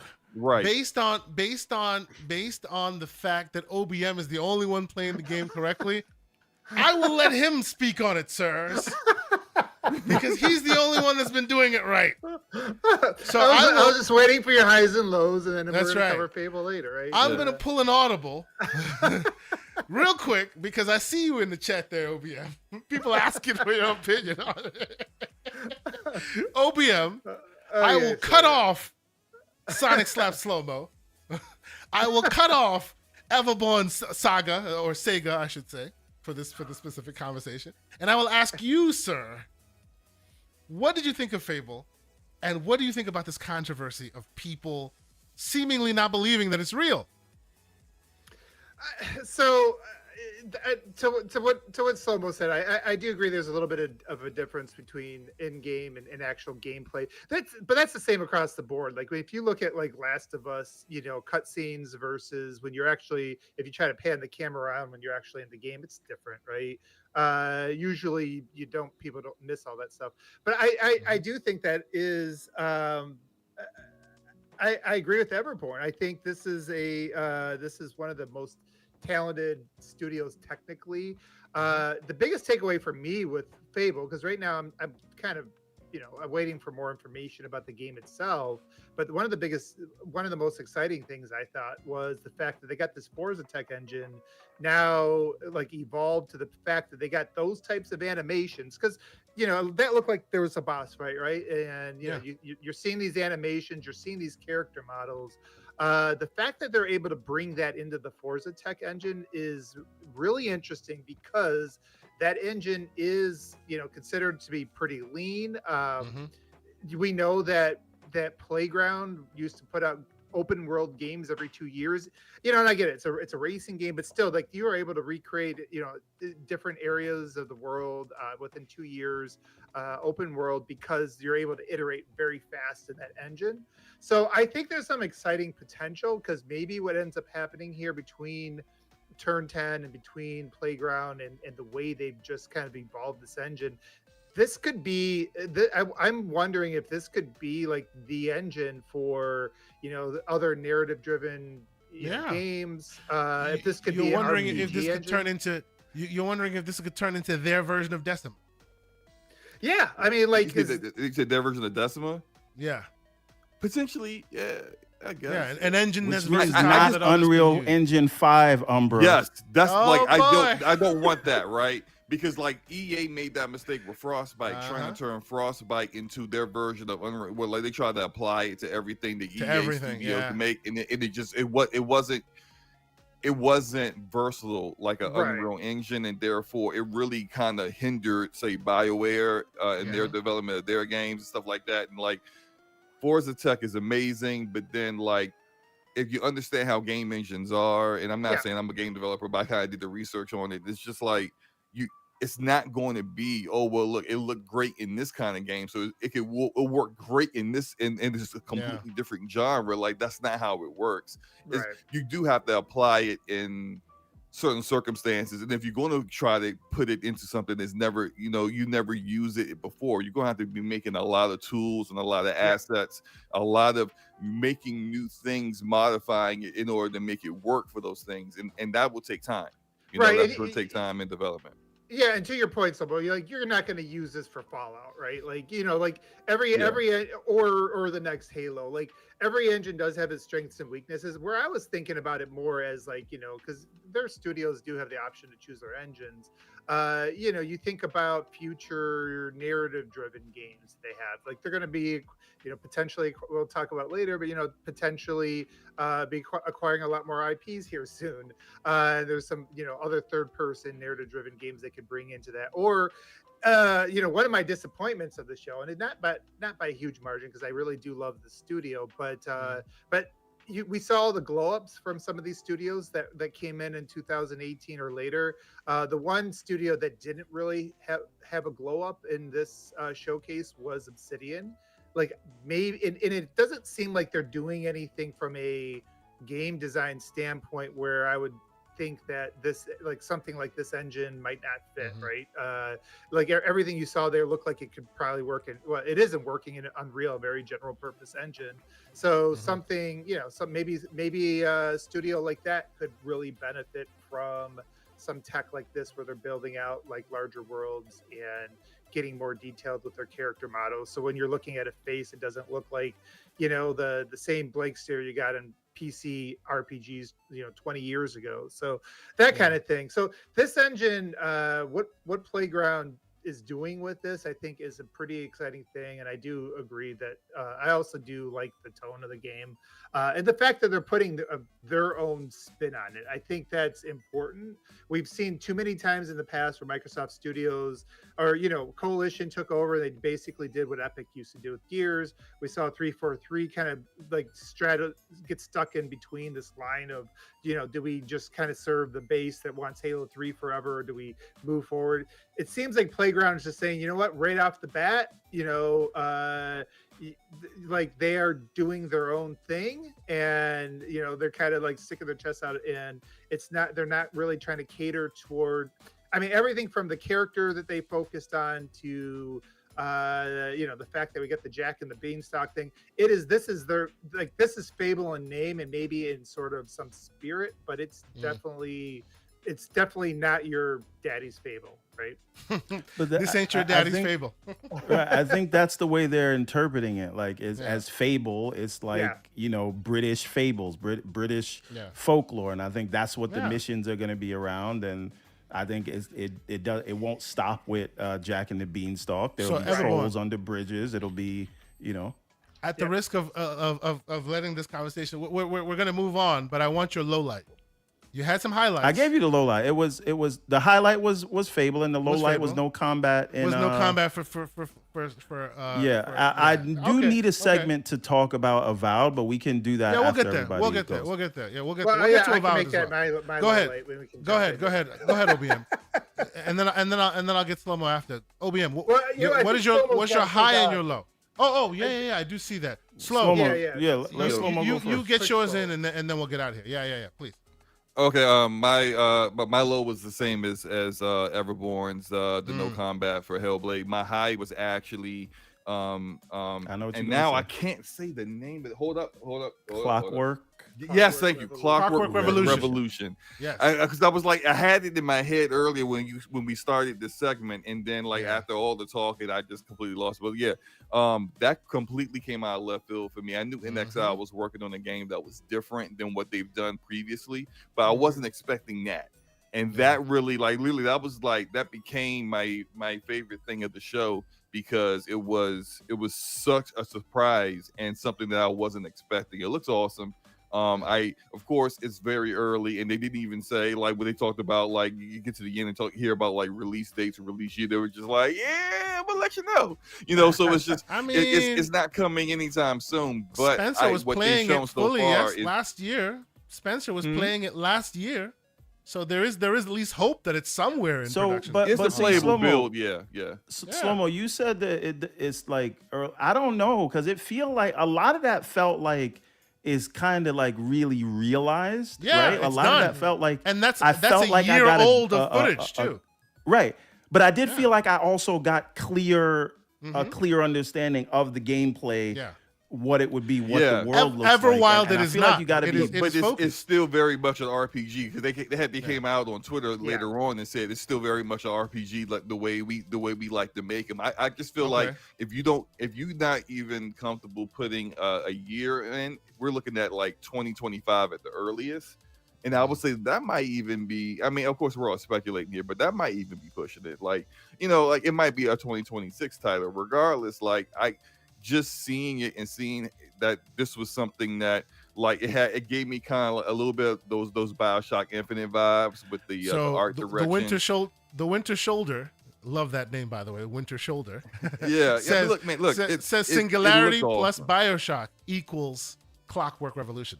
Great Yeah, combination. It looks awesome. It was the thing that I couldn't get it out of my head after I saw it. So it was really good. So Slow-Mo, I had no idea what they were gonna show, but I knew whatever In Exile showed was gonna blow people away. Why?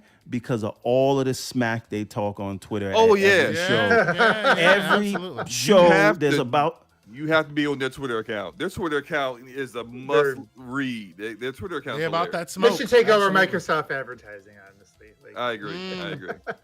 Yeah. Yes, And they're the yes, ones out there supporting every one of the internal studios, like they're all a family. They got the jokes ready for when a first party game comes out. They be And- cheerleading everything. Yeah. Right, and on top of that, they are the ones where they kind of like tease stuff right before a show, where you're like, this is the show where In Exile is gonna be there, Yep. and then they're never there. But when they showed up, I knew that they were gonna show up. showed This- righteous, You can't absolutely. you people don't talk like that unless they know, like, you know what I'm saying, like they got it. Well, Fargo came out. He was like ready to retire before they got purchased by Microsoft, and like I called them as one of the sleeper studio, like the sleeper studio in 2018 when Microsoft bought all those, because Fargo's like, he ran Interplay. He probably has as good a contacts when it comes to Western RPGs as anybody else in the entire industry. Like when he ran Interplay, the guys who started Blizzard were there with him. Like he published games for BioWare, like Obsidian spun off of him. His studios did Fallout 1 and 2. Like, so like he is like basically the granddaddy of the Western RPGs. And he's since they've come under Microsoft, and I think people have been like, this has been under the radar, but he's been poaching some big names. He's been going out to Blizzard and like grabbing in big creative names. And this is like, he's been talking about this being his magnum opus basically. And I was expecting it. I didn't know what the kind of art style. I was not expecting that BioShock art style or anything like that. But I was expecting this to be a big thing. And I think it sounds like Microsoft's been backing it, like it is going to potentially be a pillar IP in the future. And it looks like it. It looks like it's something that could get there, because you don't bring in the names that they're bringing in. Like they bring in the guy who ran World of Warcraft. I was just about to talk about that too. Beast Mode 10 in the chat. Salute to you, sir. He says Chad Moore is one of the guys behind Clockwork Revolutions. He's from the Arcanum team, and if you don't know Arcanum, Arcanum is of Steamworks and Magic Obscura is what it's called, Arcanum, and it stands at a 9 out of 10 on Steam right now. Considered by many to be one of the best games out there. So, you know, the fact that they have them on here, big pedigree, you know. The key thing about you see from studios that do very different things that they have I never see what you done did there, before. Slow. I see what you just Oh yeah, did there. I had to leave with a little slander. You know how to leave with a Wow. little slander. Wow. See, he did it when I was looking down at the phone. Okay, I see what you're saying. The key thing about studios, like if you look at like what Respawn did when they did the Jedi Survivor and Jedi Fallen Order, they went out and got people who were very, very good at making those Good at kind that, of yep. games. Yeah. Because Absolutely. they knew themselves they didn't have that expertise, but they knew how to make games, they knew how to manage the process, they knew how to hit deadlines. As long as they got the right talent, they can get it done. That's the key thing. You go out and you find the people who have the talent to do what you want to do, what you're intending to do, and then you make it happen. And so you know, it's great to see them doing that because I like what they got so far. And Sonic's dead. Just to let y'all know, I'm leaving. Before you leave, let me give you a proper outro. Let me give you the proper outro. For the 203 people that are still here watching us right now, 84 likes. How about you know, hit the like button? Maybe get us over 100, 150 would be nice. Also, while you're doing that, how about you go into the show notes and check out DPS Podcast, where you will find the man who honors his commitments. Mr. Slow-Mo Backslap, the man formerly known as Sonic Slap Backslap Slow-Mo. Yeah, we had a great show last night. We normally have it our podcast Thursday nights 9 p.m. Eastern Standard Time on me and Gaming Forte's channel. We kind of had to call audible because I was out of town on vacation, as I said earlier in the show, and we did it last night. We had the Asher Luca on with us. Luca, shout out to her, love her. We also had the homie Agent Deli on, who's a former developer for Ubisoft, and he had a lot of very interesting insight in a lot of the games that we saw, just kind of like behind the scenes stuff and like looking at his worldview of looking at these trailers and for all, like mostly the Ubisoft Forward and the Xbox showcase from the standpoint of a developer and what he saw, and it was a great show. It was a great show. Excellent. Yeah, check it I out. was listening in. Great show, absolutely. I will put your Twitter handle and the YouTube channel so people can come check it out. If you're not catching it, you definitely should. You should make DPS Podcast part of your weekly rotation. Always great stuff. Always great conversation. The OG dynamic duo, if you will. Shout out to the Gaming Forte if he's out there. I know it's the weekend, so he's probably working, but yes, he's probably so at much. GameStop right now. Trying to get somebody to get protection on their disc right now. You know, you spin it. And but yeah, I will let you go. I love being here with you guys. I love chopping up with you. I love the slander. And even though I go at everybody in the chat, you know, I got love for y'all in the chat too, even though y'all are highly misguided for the majority of you. But no, much love to everybody. Everborn, good to see you again, bro. Yes, sir. And Sonic is not dead. They went on a cruise for his birthday, and they were trying to.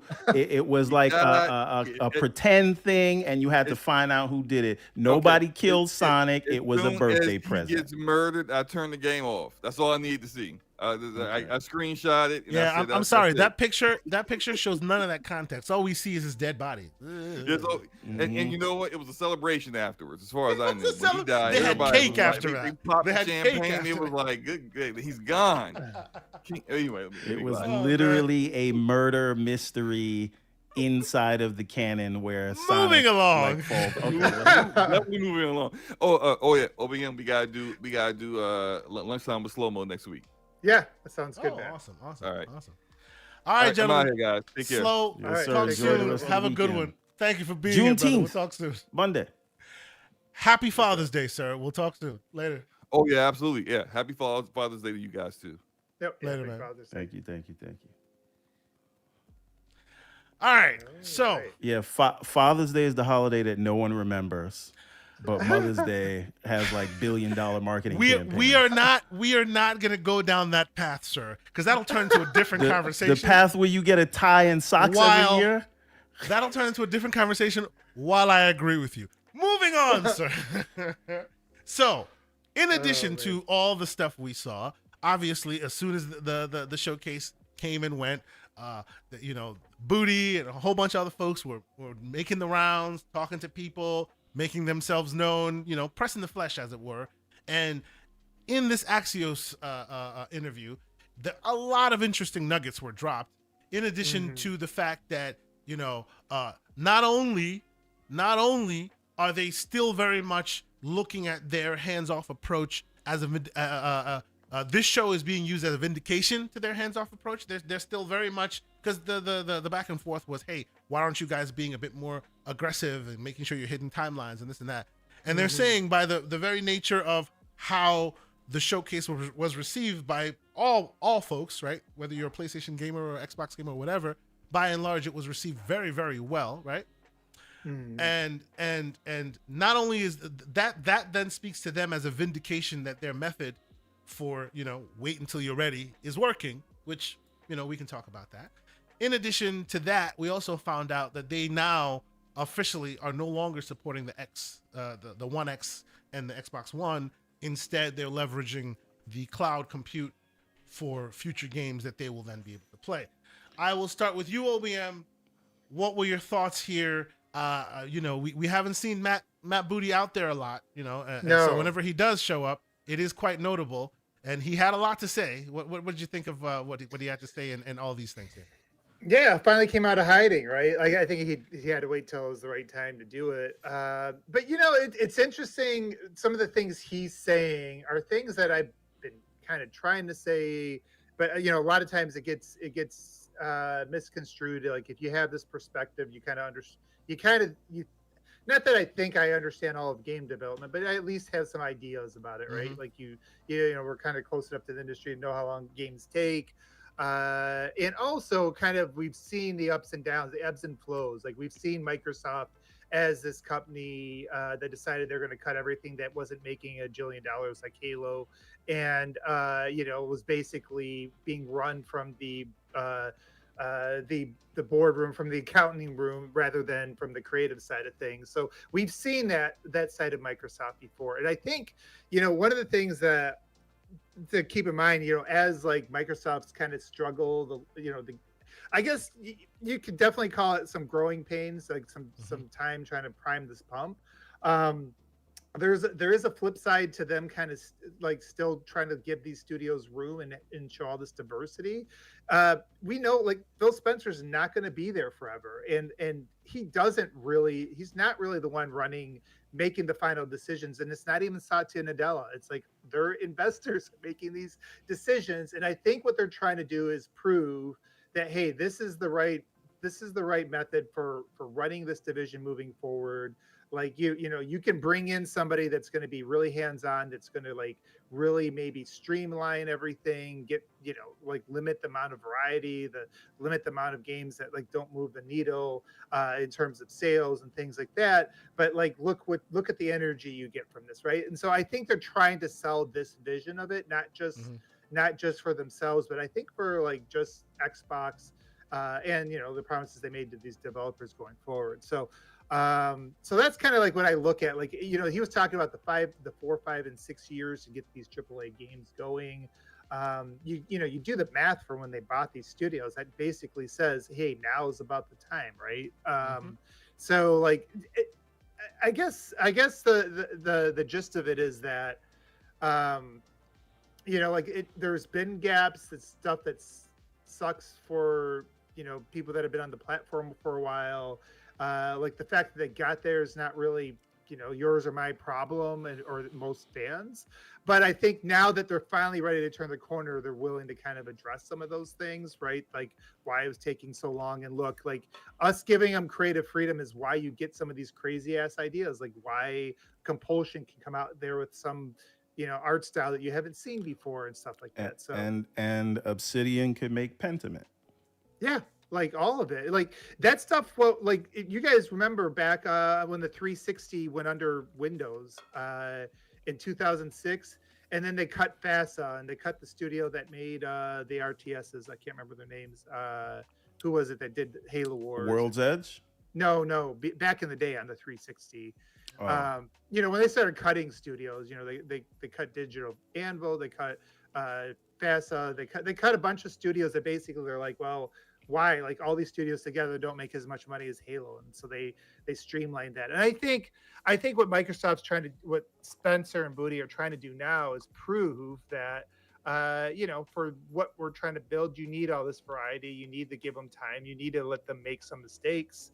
And you know, we can help these studios, but we're going to be hands-on up to, you know, only up to a point, right? And I think this landing this way, and if they continue to land it, if Starfield does what we all expect it to do, and next year, you know, Ninja Theory delivers, and Fable looks like what they already showed us it looks like, and Yeah. people start jumping. Well, you know what? And No, by yeah, the way, jump in there, By jump the way, in there. OBM. Yeah, By the way, Ensemble. OBM Ensemble. Yeah, Ensemble. yes, was the Ensemble. studio. They were a very Yeah, good studio as well. Mhm. And Faso is a really damn good studio. Like that one pisses me off still to Mhm. this day. Like Yeah. Mech Assault and Crimson Skies, like that studio, and then they got cut because they were asked to turn Shadowrun into a first-person shooter instead of an RPG. But anyways, getting off way off topic, chasing squirrels. And they let BioWare go to EA when it was on the table for them to get, and they let PGR developers, yeah. the Titanfall developers see, as well. If we're Right. gonna give smoke, if we're gonna start talking smoke, I'm gonna bring up Lionhead Studios, and then we're gonna be completely here for the next Oh, one. But yeah. wait a minute. Let's But move wait a minute. forward. Wait a minute. I knew you were going to say that, but if they didn't do that with Lionhead, would we be getting this Fable today? Oh no, but this is like the reinvention of you know Of bringing that Microsoft's the IP skating. back. Yeah. Yeah, like of all the stuff, of all these studios, it's like, so at the end of the day, people have to remember, and I keep saying that word, that's what happens when I don't drink coffee, is my vocabulary shrinks.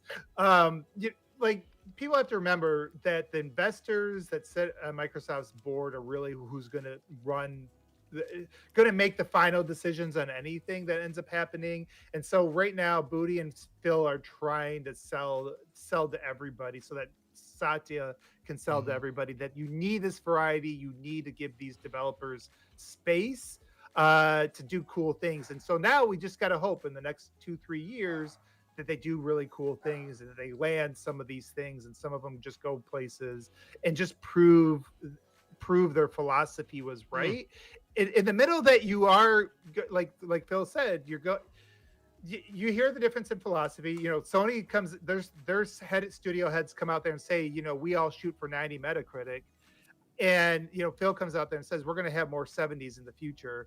I think there's a realization that if you are going to loosen the reins and you're going to let people take chances, they're going to fail sometimes, right?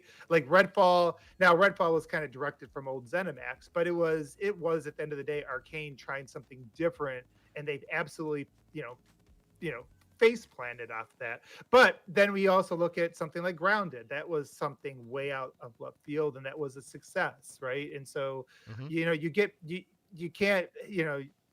have it both ways, you know, if you're going to take those risks. And so this does seem like this is them kind of finding that slider or that line, like how much we can jump in and help studios versus you know, giving them freedom, and like where that can kind of culminate. At least on paper, the vision looked really exciting last You know week.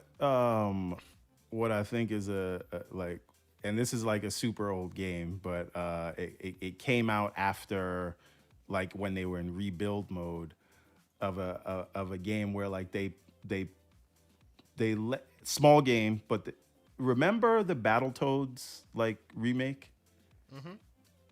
Yeah. No. Oh 'cause- yeah. So it didn't score well in the Metacritic space, but I really thought it was an interesting way to bring that back. And then you see like Ninja Turtle, Shredder's Revenge do so well, but then that game got panned because it didn't really have co-op when it came Actually, out. you know what? You know, I think Shredder's Revenge got a lot more credit than I think that even what do you call it, Battletoads did. I No, think no, Shredder's but that's my Revenge for a point. while I'm saying got a lot of Shredder's credit. Revenge was successful where Battletoads Well, Battletoads was panned. not. Yeah, absolutely. That is true. And it's unfortunate that there was a spark with Battletoads, but they never capitalized. I would have expected that you want Delilah to make probably another one right now, but with a bigger budget. Instead, it's kind of like they took the word of the street and went, okay, so you don't like that so much, move on. And then Streets of Rage and then TMNT and all these others have come, and now people are like, hey, what happened to Battletoads? It was one of the things I downloaded on the Ally, and I'm like, they really turned this thing. It's like a love letter to Saturday morning cartoons. Yeah, absolutely. Of the late '80s, early '90s. So you Everborn, like I've gotten OBM's thoughts on it. How about you? You and I have been talking about his capabilities and his job and what he does and all of that, blah blah blah. We've been spilling a lot of virtual ink on that, right? And some days he's doing great, other days people are calling for his head, right? We've seen the show now, we've seen everything that he's been working on in the background, and how his style has materialized in this showcase today. Do we call the booty to the carpet, or is it a standing ovation? Are we clapping for the booty? What are we doing? Well, I had to do it. Forgive me. Continue. Go ahead. I like big booty, and I cannot lie. Sorry. So PG-13 people. PG-13. We can do that. That's allowed. Matty B is what I'm gonna call him because you guys are children. Yep, Matty B. Yep. Yes, he is doing an interview. Clapping Matty B. Go ahead. He's doing interviews with anyone who will put a mic in front of his face. I think we should reach out to him. We might get an interview now. Like, he's been talking to IGN. He's been talking to Axios. He's been talking to Variety, right? These are the kind of interviews that he's doing right now. And this is a guy that was like in witness protection. You could not get a hold of him. Couldn't find the booty before. Maybe, I'm sorry. Maybe on like a non-recorded stage, or he did like one random podcast in like 2 years, and it just caused everyone to be like, well, we're not seeing anything coming out these studios. What's going on? Matt Booty's managing those. Why aren't we seeing anything? Why aren't they showing anything? Matt Booty's the problem. He needs to be replaced. But it turns out that what Matt Booty was doing was giving these teams time. Yeah. Right? And what if time is actually what they needed? Right? Because another studio head would say, you know what? Rare, Sea of Thieves is printing money, and the thing you tried didn't work, kill that project. Right? But he said, no, if you need to rework it, you go rework it and we'll come back. We have enough in the pipeline for you to go and rework that thing. And we see so the point is that I'm getting at is his style of running these studios aren't this is what works, so do more of that. It is you want to work on something, let's go. So and I think we see that with the showcase, right? Because how different does Fable look from Clockwork Revolution, from Hellblade 2, from what we think South of Midnight is going to be, right? These are all very different projects. They're all AAA developed. It seems like. Well, we haven't seen and they're Compulsion all under, game. They're all under Booty's purview. So and they're all single player. You notice that? Yes, they are all single player. So the question, and I'll let Mr. Inferno Games speak on it. He asks, and he's saying, if the Booty delivered, can we stop asking him for his job? Well, I think we got to. I would say his grade is still to be determined, right? Because at the end of the day, you don't give scores off of shows. You give scores of when they're delivered. But I think things are looking promising. Like if you're trying to project this, like where he might land from what we're seeing that was in game or gameplay. We're seeing kind of like the visions of these studios, the variety, the talent they've been able to recruit and retain, like in some of these studios. Like all that stuff matters. Like like I hear a lot of times like the debate about the crunch and like even Jaffe's like, well, Microsoft's never going to be able to deliver what Sony does if they don't institute crunch. But if you're going to retain your high level creatives as a result, go ahead. Sony is delivering 12 service games I know, and 2 superhero IPs, one of which is really already made, right? And they're adding a new story to it. And if we're saying that Microsoft won't be able to deliver fair games, I'm sorry, I think that they can. Now, and furthermore, we're saying, and I said this before the showcase, Kay, and I know you remember this.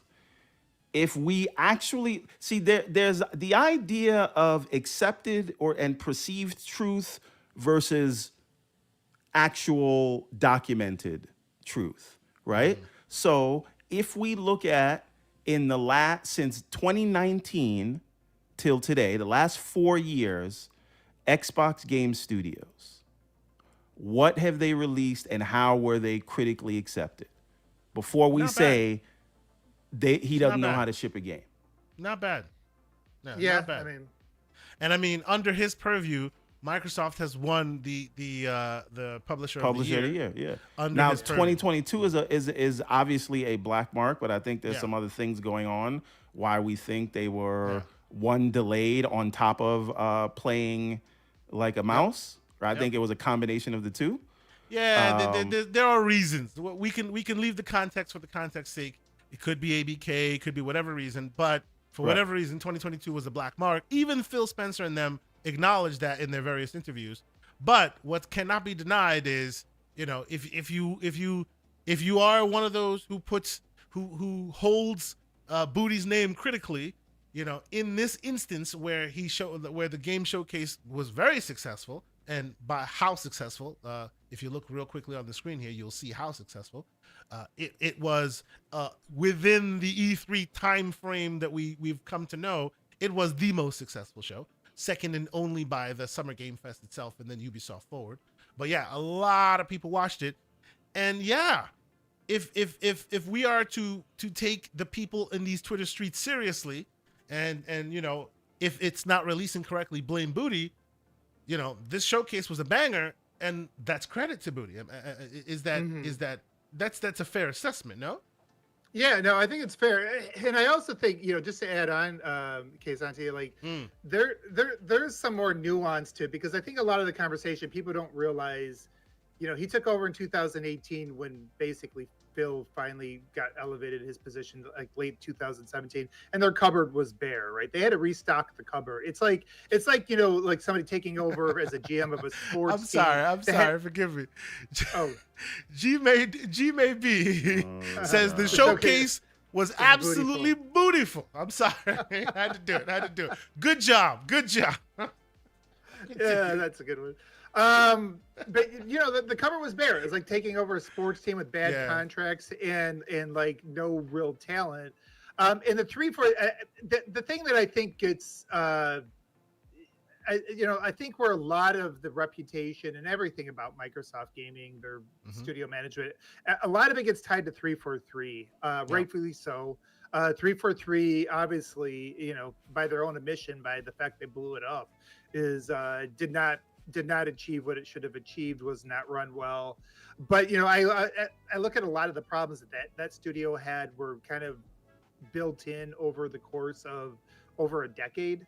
Everything from the tech debt to the way they relied on external people that they didn't document well, a lot of the management stuff, a lot of the decisions just kind of had a snowball effect. And I don't think anybody coming in like in 2000, brand new in 2018, when that game was supposed to be shipping like a year and a half after he took the job, was going to be able to stop that train from basically, running off the track. So, I think that, what we've kind of felt in terms of the energy around all of Microsoft gaming was really a lot of it had to do with Halo and kind of watching that get put on, watching Master Chief on hospice care all last year. And, basically the kind of the slow decline. And then they literally pulled his plug. They just pulled his plug. We just every time and the thing is, if they would have had a big game lined up. And by the way, there is a 343 conversation still left to be had on today's show.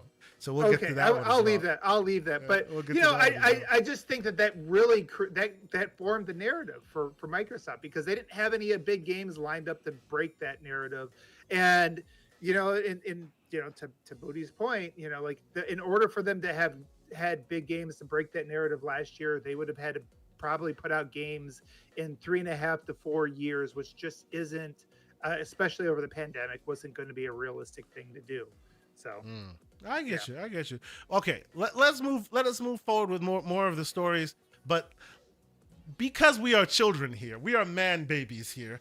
I will acknowledge all the great puns in the chat real quick, because not only did G May B say that the show was absolutely beautiful, he said it had booty bangers. Okay. Right? And then Mr. Inferno Game says, some would say it was bootylicious. I'm sorry. Okay, let's move on. The chat is filled with 5-year-olds. Of course it is. So is the panel. Of course it is. Why wouldn't it not be filled with 5-year-olds? But let's take a quick detour, because Mr. Everborn Saga refuses to stop calling me and talking about the damn ROG Ally. It released a few days ago. People are super happy. A bunch of folks have already jumped in. I, for one, was not one that jumped in on this one. Because and we're not going to make he's on Gabe Newell's payroll. Stop it. We're not going to make a whole thing of this, because if you want to hear us talk properly, you know, handheld talk, there is a show for you, just like there is a console for you if you want third. That's why this is because there's a platform for you if you want 60 FPS on Starfield. If you want to hear us talk you more, might get 60 PC FPS on Starfield stuff, with this thing. maybe, yes. If you want to hear more about that, join us on the Gamers Playground. Myself, Mr. John Wolf, Monday nights, 7 p.m. Eastern Standard Time. I'm still trying to see if I can get Mr. Everborn Saga to join us this week, because he has the ROG Ally and he's super excited about it. And I want to have some full-fledged ROG Ally talk. But in the short term, I just wanted to bring it up because I know a lot of people are talking about it. The people are enjoying it. I think it's awesome. I do want to bring up this story, think though. It's awesome, no? I do think it's awesome, though? and I refuse to let you paint me in that BS corner, because that's not where I live. Needless to say, I will take this story as a bit of a pro tip for those who don't know. With the release of the Ally, firmware updates have been coming out hot and heavy. Good on ASUS for actually releasing great firmware, both software and hardware. They're releasing a bunch of updates because people are getting their hands on it. Unfortunately, though, they went from BIOS firmware 17 to BIOS firmware 19, and it has dropped the performance. So this, and obviously this is just a blip on the road. It's already known that ASUS is working on it. I suspect that in the next week or two, you'll probably get a new update. But I bring this up so if you happen to be one of the new Ally gang out there doing all your setups and whatnot, if you have not upgraded to firmware 319, do not do so. Stick with 317. Otherwise, you'll be getting bad gaming performance. You under settings in your Armory Crate, there is a system information, and you'll be able to see your firmware. You'll be able to see all that stuff. If you're on 319, it is what it is. They'll fix it soon. But if you haven't gotten there yet, my pro tip is don't do it. And a quick aside, you'll see like here's some benchmarks showing you exactly. And of course, who figured it out? It's friend of the show, the Fox, as you can imagine. He was on here talking about all the great handhelds, and he was one of the first ones to figure it out. Where when the machine first was announced, the firmware wasn't performing really well, and then shortly after they released a firmware update 317, and then it started performing very well, and now they released another firmware update 319, and it's regressed a little. So if you're interested, you're excited, it's not a showstopper. At some point it'll be fixed. There'll be no issues. But in the short term, for the record, I am on 319 right now, and it plays Doom Eternal. It plays all these things now. I don't expect it to be a problem at all. It's just that benchmark wise, it is not doing as well as it was, but it's not a thing that's like. So realistically for you, if you're playing Doom Eternal and you were getting 60 frames per second, maybe on 319 you'll get 54, 55 frames per second, right? What does that mean for you? It means maybe you tweak the settings a little bit. A week from now, there'll be a new update, problem solved. So, not the end of the world, not the worst thing in the world, but something worth mentioning for all my ROG Ally fans out there who just got it and are sending updates. Everborn Saga, before we move on, regale us with some of you and I know you have it as well, OBM. Everborn, I'll start with you. Trying to mess with my How you settings feel? now. How you feeling with the ROG Ally so far? What has your short-term experience been? You've had it for like a couple of days, right? Yeah, since Tuesday when it came out. So, Okay. as I said, if you are looking for a console experience, I still think the Steam Deck is king, right? In terms of Says user interface. Everborn Saga, not the accused Valve employee. Okay, Says Everborn but Saga. you're not letting me finish. Continue. So I do think Steam has done a fantastic job with, even though I'm technically PC gaming on that, they've done a great job at hiding all that. Now, what I will also say is that I think that if you can live in the Windows world, and most of us, we all know Windows, not most of us, every one of us knows Windows. I think that Asus has done enough here to get you into what you want to do on this thing and game. And I believe that it is the more versatile device. It's a more versatile device than the Steam Deck. Personally, I have it as a companion to Xbox. That's the reason I use it. But any Steam game, even though I could run my Steam games here, even though any game that won't work on the Steam Deck will work here, right? Because it's, Windows is gonna window. Well, yeah. You can run it. It's the security, the what do you call it? The DRM stuff that does not work on Right, Linux. and the anti-cheat stuff, some of the stuff that doesn't work on Linux yet. So I will say, if your goal is to have a jack of all trades, meaning Windows, but you just have to accept that this is a Windows PC, right? You use this thing, you're a PC gamer, right? If you're a console troglodyte like me, the Steam Deck is the way to go, except the real reason I got this is because I was tired of doing xCloud only on the Steam Deck, because I primarily game on Xbox. So I got this thing, and once you get everything set up, once you do all the driver updates and the software updates and all this stuff, I don't have an issue going from app to app. I don't have an issue closing out of apps. I can always get back to where I need to go. And a lot of the issues that I had were my own fault, right? So for example, I called Kay the day after I got this thing, and I was like, I hate it. I can't open any games. And then he was working, so he couldn't help me out except to laugh at me, like I told you so. And then I did my own research, and I watched like 2 YouTube videos, and I realized, dummy, you never set the time zone. Well, So- it's not okay. While I will never be the Why one. would you think of that, though? Well, I but mean, think- I didn't think of that. While I will never be the one to stop him from insulting himself, I will unfortunately have to stand behind you, Mr. Everborn Saga, and say, on this one, it's not your Well, fault. you're not standing behind me. Pause. But go ahead. I will even say it's not even the ROG Ally's fault on that one. Specifically, the issue you're having, and I've talked to a bunch of other folks that have been having similar issues. It's more to do with the fact that DRM and time zones, if you're not exactly the time zone that your account says you're in, Windows will go, I don't know you. Or whenever you try to load But here's the what do you call problem, it? Kay. A progressive game, one of the progressive apps, specifically the progressive apps, the what do you get? The WMP apps, or whatever. They will not Yeah. run.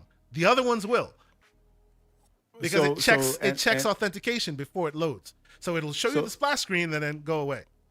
And that was the problem. The game, I could see that, like, okay, I start the game, okay, it goes to start the game, but then it doesn't even crash, because when something No. crashes, you get an error message. Yeah, There's it would no tell you error what's wrong. message. This doesn't nothing. tell you anything. It just goes away. Right. Yes. So Yes. so that is why on the first day I called Kay. I was like, I don't like this thing. But then I get past that. I do my updates. I download my games or whatever, and just the hardware buttons that they have set up. The software is bare bones, but it works in the way that you need it to where Windows is not in your way. I do not feel like Windows is in my way in the same way that I feel like if I game on the 3080. And I know it's a Windows machine, but it is just as soon as you And- start the device. And let's be clear. Let's be clear. I don't want to go too far in this direction because I know we're not talking to the PC audience, right? We don't want to make their eyes glaze over, as it were. But there are a lot of PC people that are digging, a lot of console people that seemingly are digging the ROG Ally more than they did the deck because obviously Windows is a factor, right? So Yeah. I think it's great that is now in our sphere of influence, and I hope that what do you call it? ASUS continues to stay vigilant about adding more stuff to this because they're gonna need to.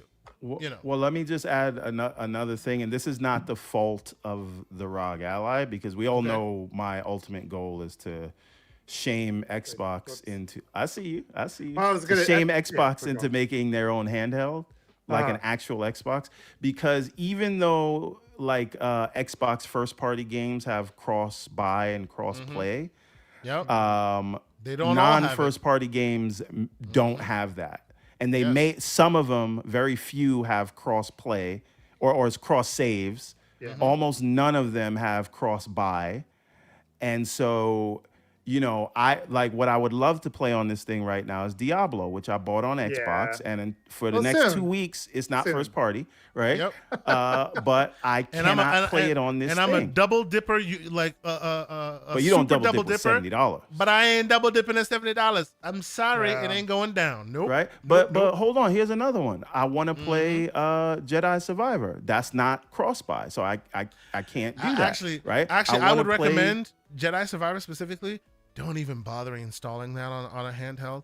The EA app is just so dreadful. The minute you load that thing up, it starts crashing. Like EA's app is atrocious. It's worse than all of them, and that's saying something. It is constantly crashing. It's what caused Jedi Survivor to get a bad name. The game had Right, bugs, and- but a lot of the bugs also came from the app store that launches it. Kept crashing. And what's also really good and better in terms of scaling is the docked experience, right? You plug it into a dock, it knows what to do. Windows really knows how to handle multiple monitors, and it's really good. So while it works if I stick to Xbox first party,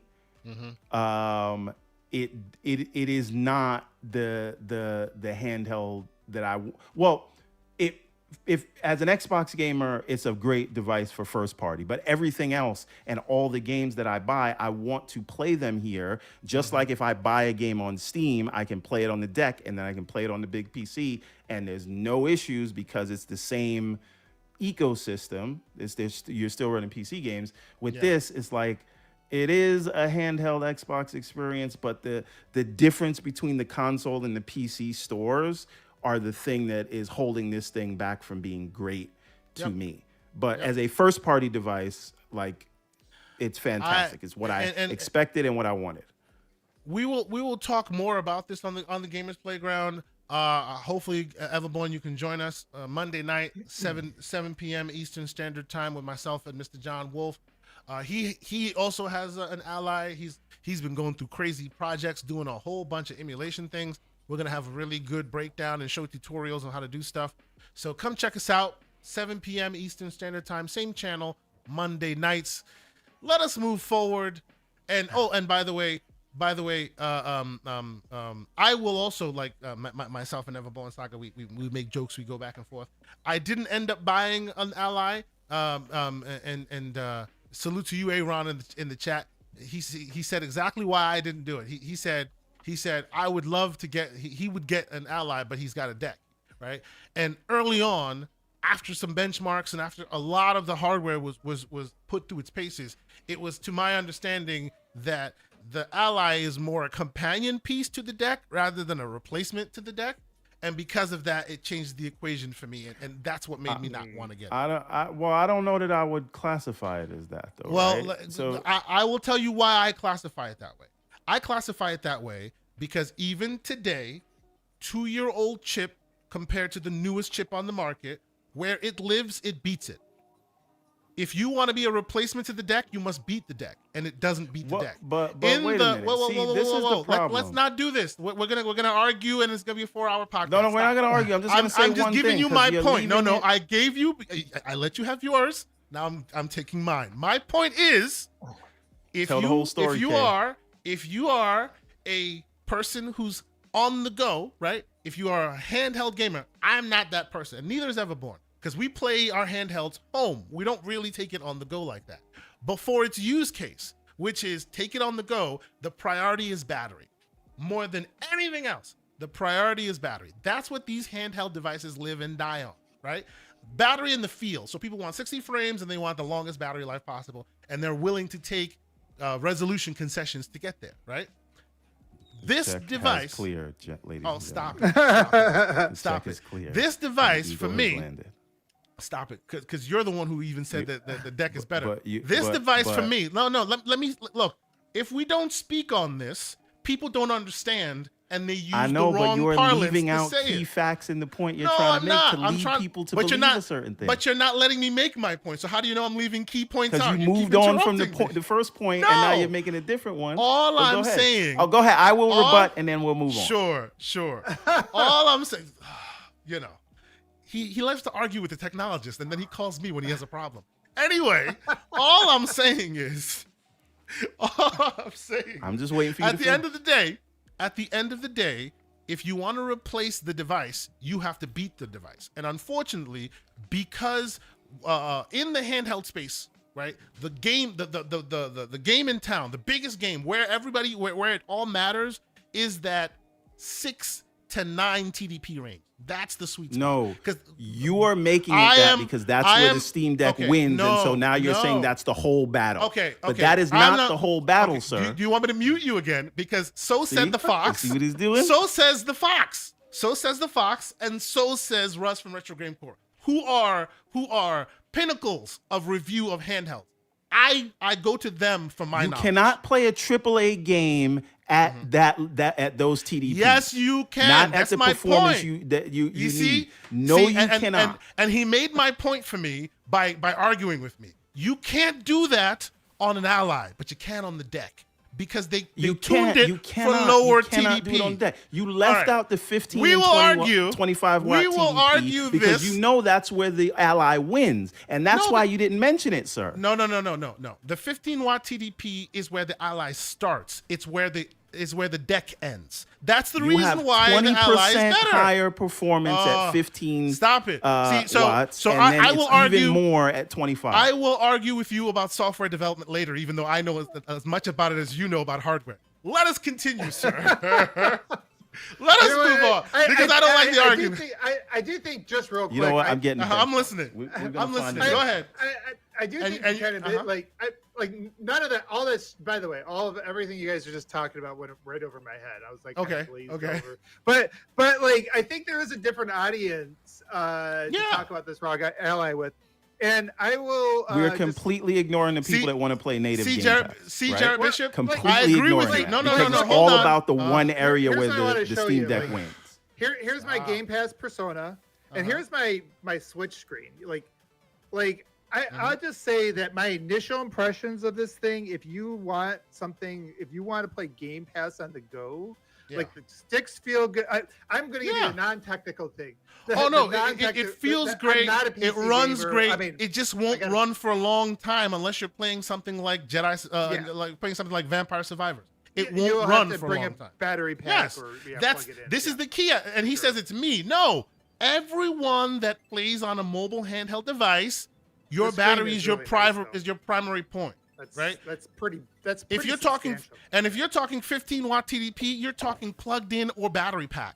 We're talking actual handheld where you're playing on the go and you don't need a battery or a handheld or a plug. And in that world, They're The coming at you Ally in is the not chat. I don't great. even have to. Anyway. They see through this transparent sure, argument, but sure. it is okay, sir. You can. But you know what? I will move on because You I have see a it, place. people. I don't gotta say no, it. no. And if I have say a it, my place. mic's gonna get muted. I have a You know. place for this debate. I have a place This for is this still debate, the best and that's Game Monday Pass night. on the go. This is why I bought it. I Yes. didn't buy it for any other thing. And Exactly. Diablo will eventually be there, right? Yes. Right? We'll talk about Yes. that later, but Diablo should be there soon enough. Yeah. As will Call of Duty. So, as a Game Pass on the go machine, to know that you're already paying for Game Pass Ultimate already, and then you just go over there and you got hundreds of games you can download, and the screen is like the one. I don't like to play on the Switch handheld. You have to dock it to play it because I think it's just I'm getting older. My eyes aren't as good. Whatever it is, the screen is too small for me. I don't know. It's just barely too small. This one's a little bit bigger. You get more screen. It feels like the grips and everything do feel nice. So for anybody out there that doesn't give a rat's I won't swear, doesn't care that how the performance is in certain lanes between this and the Steam Deck with Steam games, it is a good Game Pass machine. So just to be clear, right? Just to be clear, we jokes here, right? We're not fighting. Calm down, people in the chat, and because people are taking it seriously. If you want to have an honest conversation, like we said, Gamers Playground, 7 p.m. Eastern Standard Time, Monday nights. We talk about all this stuff. Our DMs are open. We're always chatting back and forth about it. There are certain instances where the ally seriously trounces the deck. 100%. Oh, really? I will not deny that. Interesting. Calm down. And it's not a replacement for the deck. And I think that's unfortunate. I want it to be a replacement for the deck. I want there to be a Windows replacement for the deck. And I was hoping it would be this, and it doesn't look like it is. But we'll talk about it. Like I want John Wolf to weigh in as well, because he's been putting a lot of time in that as well. Obviously Everbone is happy with it. I have no issues that you're happy with it. I think it's great that you're happy with it, sir. I think you're selling a bill of goods that might also be a little skewed for the purposes of arguing with me. So That's what I think. I think there is a benefit in being a jack of all trades, even if that means you may be a master of none. I do think it is the most versatile. It is the more versatile of the two. Now, the Steam Deck wins on, like you said, lower TDP, and is very close. And when we're talking about battery life, the other thing that you left out is how much better is the Steam Deck on battery life. And by and large, they're very close, even when the Steam Deck beats it out. And so you have to if you're think, running them, is that if you're running them negligible? each at native, then the Ally is worse. You have to run the Ally at deck resolutions in order to get the same output as the deck. Because the Ally has a higher resolution screen, when you run everything native, right, the deck lasts longer because it's running at a lower resolution, right? Whereas the Ally is running at a higher resolution. That's another problem I have with it. You have a higher resolution screen, awesome, but then put the same battery as the deck? That makes no sense, which means you'll get less battery life as the deck. From the ROG Ally for having better specs. I understand. No, we are taking, stop the BS, stop it. We are taking points away from them because they put a more performance screen in, which takes more battery, but didn't put a better battery in it. They put the same battery as the deck. I want to answer, and I'd like to hear your answer, but you have the paycheck, so I think my answer will be better. Sure. Umbra in the chat is asking. He's torn between the two. Yeah, he says, I need answers, which fellas. should he Is get? the Ally worth having to game on the go, or should I just go for the deck? The answer to your question, sir, is what are you planning on gaming on the go? If you're planning on gaming on the go, like really, like how it's handhelds are used, I'm gaming on the go and I need to make it last, then I'd say get the deck, because at lower TDPs, the battery lasts longer. Here's my issue, like with that. Well, it's not an issue. That's wrong to say. The battery lasts longer. But I feel like like when we say better battery life, when you say it, 20 to 30 it is minutes binary, more. right? 20 to 30 minutes more, depending on the game. So for 20 minutes, we're saying that 20 you're to 30 just going to minutes give more up depending on the game. native Game Pass. Now, we don't weigh those things for 20 minutes of battery life. Let me be Really? clear. Let me be clear. And besides, you don't lose native Game Pass, because if you know what you're doing, you could just put Game Pass on there. But that's Yeah, but the experience is not going to be as good, and you're not going to have those features. When But I go say ahead. 20 to 30 minutes, 20 to 30 minutes, 20 minutes is Cyberpunk.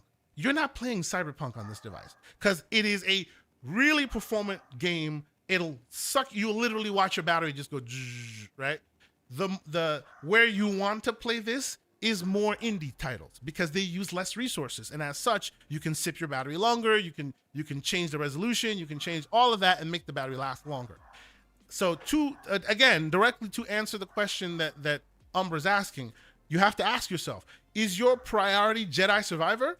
Because if it is, then I suggest you probably don't look at a deck or an ally, because none of them will play them for more than 45 minutes, right? If you're on the go. Well, you also have to realistically ask yourself when you are gaming. And actually, let me give you a little credit here. If we're talking specifically about Jedi Survivor, then don't even get the deck at all because it can't play it, right?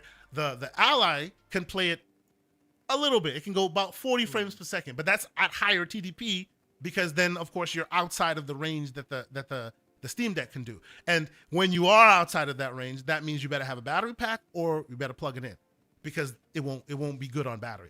But it all depends on, what your use case is. I like to do indie games. I like to do retro games. I do very few AAA monster games on handhelds because I have a PC and I have a console and I can do it there. So on the handheld, like when I'm on the go with my kids, we're playing Mario Kart on the go, or we're playing some other game on the go, something that sips less energy, and as such, it lasts a whole lot longer. So it depends on your use case, basically. Right. But Mr. Umbra knows where to find me. Let's chat in the DMs. He was asking both of us, sir. So I'll give my answer now. He knows if that is okay. he knows where to find you as well, sir. Okay. So, I think the thing you have to ask yourself, if you are comfortable with playing your Game Pass games in cloud only, I would go with the deck. If you can only choose one. But again, if you want native Game Pass that you can play offline, right? If you want 1080p, if you want higher performance and 20 minutes less battery life, then you have to say one's a 720p screen or 800p, whatever it is. 800p one is screen, 1080p. the 1080p, right? Yeah. One can. Well, see, and it's not even the 1080p that's the problem. It's the 120 hertz that's the problem. That's where the battery life loss is. Had they? That's another one. One has 120 hertz. One has, Yes. what do you call it? But you can, 60, but yeah. the thing why I say it's a jack of all trades, because you can limit these things on the fly. And it's not one of those things where you like, I got to go into settings, PC, whatever. They have a hardware button that brings those things up. So if I know that I'm going to play one of those games and I want to get more battery life, I press one button and then it's right there. Do you want 1080p? You want 720? And it's a toggle. So that's it. You want to limit the frame rate? It's a toggle. Splendiferous right? asks, hold on. Splendiferous asks, but if you use the ally the same way you would do the deck, will it not last this as long? No. And the reason why is at lower TDPs, the instruction sets are different. So at 15 plus, it's all ally, meaning Asus. At 15 less, it's Valve, and the way they instructed their hardware makes it perform better at 7 and 8 TDP than the ally would at 7 or 8 TDP. So within that, let me finish, please. Within that same bounds, if you order, because you're quick to be like, oh yeah, but let me. I'm just stating a fact, man. Come on. The chat said you're filibustering every time. I'm not filibustering. I'm stating a fact. The fact is, if you are 15 or lower, and you have a game that plays 15 or lower, which is your AA games or last year's games or cross-gen games, right? You're 15 or lower, you're about 10 or lower. That's where you want to live. And that's where you get most of the battery life. If you go with the ally, yes, you get way more performance. No doubt. 100%. It's a more performant chip. But in order to get that performance, you get out of the 15 TDP, which means you're crunching battery life. You're crunching That's where it is. You lose when you're outside of the 15. You lose the benefits. Go ahead, Everborn. Go ahead. So 15 is actually the sweet spot for the ally. Yes, because that's where it starts. Right. It starts at 15, so, whereas the deck starts at like 6. Right. So 10 and under is where the deck lives, but I would argue you are not going to want to play a Cyberpunk at 8 watts, right? You're going to want to turn up the wattage on Cyberpunk if you want to play something like that. Yeah. And so the point is, if you're playing, so what we're ultimately saying is, if you're gonna stick to like see, and by the indie way, games, we've answered Umbra's question. Listen to what he says: battery life won't be an issue. I'll be near outlets. So, ROG Ally, boom. It's that simple. And if you want the performance and you have a plug with you wherever you are, totally ROG Ally all day. Don't even think about it. ROG Ally all day. Because if battery's not a concern, you get the performance. As if I'm afraid to say that. What's ridiculous about that? See, this is what pisses me off. Like, you come on, man. No, here's what pisses. This is the thing why. First of all, this is all jokes. This is just a debate he and I are having. And by the way, the chat likes it, so don't worry. The chat is having fun with this. But what I want the chat, and I want to see if you picked up on this, OBM. Kay Asante, like a PlayStation fan would do. Oh God, here he goes. Has now said, all right, what is the area where the Steam Deck is better than the ROG Ally? And then make that entire conversation. That is uncalled for. You know why that's uncalled for? Because every single ROG Ally video shows a Steam Deck to compare. I do the same, and I'm being specific. I'm not saying you can't compare it. I'm saying, why are we only focusing on that low TDP range, and we leave out the 1080p, we leave out the 120 hertz, we leave out the native Game Pass, we leave out the fact that you can get big picture mode in this thing if you want to live in that Steam universe. We leave out all of the benefits, but you're like, well, it gets more battery life, and then we won't even say how much more, and then the truth is it's like 20 minutes. So is that 20 minutes worth losing all the benefits of the ROG Ally? That is why I don't think we're having this conversation in good faith, my friend. Get more benefits. I think you're using it if you're not sitting somewhere where you're going to be plugged in. You're probably bringing a battery pack with either one. Or a battery pack, yes. With either one. Yes. So like with either one, yes. Much. So for the record, none of them are ideal. None of them have hit the actual, they called you K Salty. All right, fine. You win. Bubba. You win. I get paid by Valve, and I've been paid to stop y'all from buying the ROG Ally. Good for Valve sent him that 4090 that caught on fire. Sure they did. Sure, that caught on fire. Yes, sure they did. All right, let us move on. No, but they are seriously though. They are both great devices, and even though I'm becoming a ROG Ally stan, I will tell you.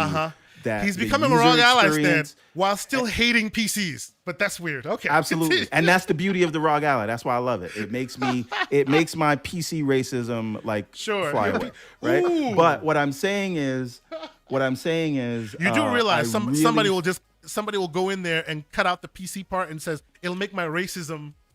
You're just doing that for yourself. You know that. No problem. Let them come. But the point is, point is, I think that Valve has done an amazing job at making it feel like a console. And you just have to understand, you're not going to get the benefit of your Xbox library, and you're going to have to build a new Steam library if you don't already have one. But I do think the Steam Deck is a fantastic device, and I actually think it's more comfortable to hold in the hand. But I do think the ROG Ally is more versatile. Yeah, Windows makes it a whole different gamer.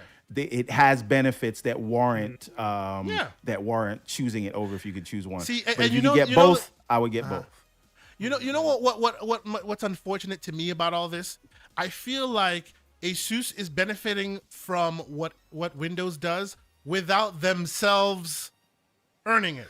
Because it's what Windows does. That's why you're getting that benefit. If one day you woke up one morning and Steam, Valve said, "Hey, we have a new idea now. We've spoken with Microsoft, and now you have a choice to load it up, whether it be Windows-based Steam Deck versus Linux-based Steam Deck." The minute that happens, the ROG Allies market goes away. It's because it's Windows that people care, not because of the hardware. It's very strange to me. I only care about the hardware, but I people think the care so problem with much that- about Windowsness that because of that, they're buying a whole separate device just for the Windowsness of it, you know? But the problem is, would Valve be? And we can move Oh, on. hell now, no. They would but not do that. No. No. Forget about what Valve do that. Even if Valve wanted to do it, Mm-hmm. I still think it would be a similar experience to the ROG Ally, because unless Valve is going to do that work to change the UI of Which they of did Windows, on Linux, which tells me it's But not to say Linux, it's not you can do that. possible. You can also do that on Windows.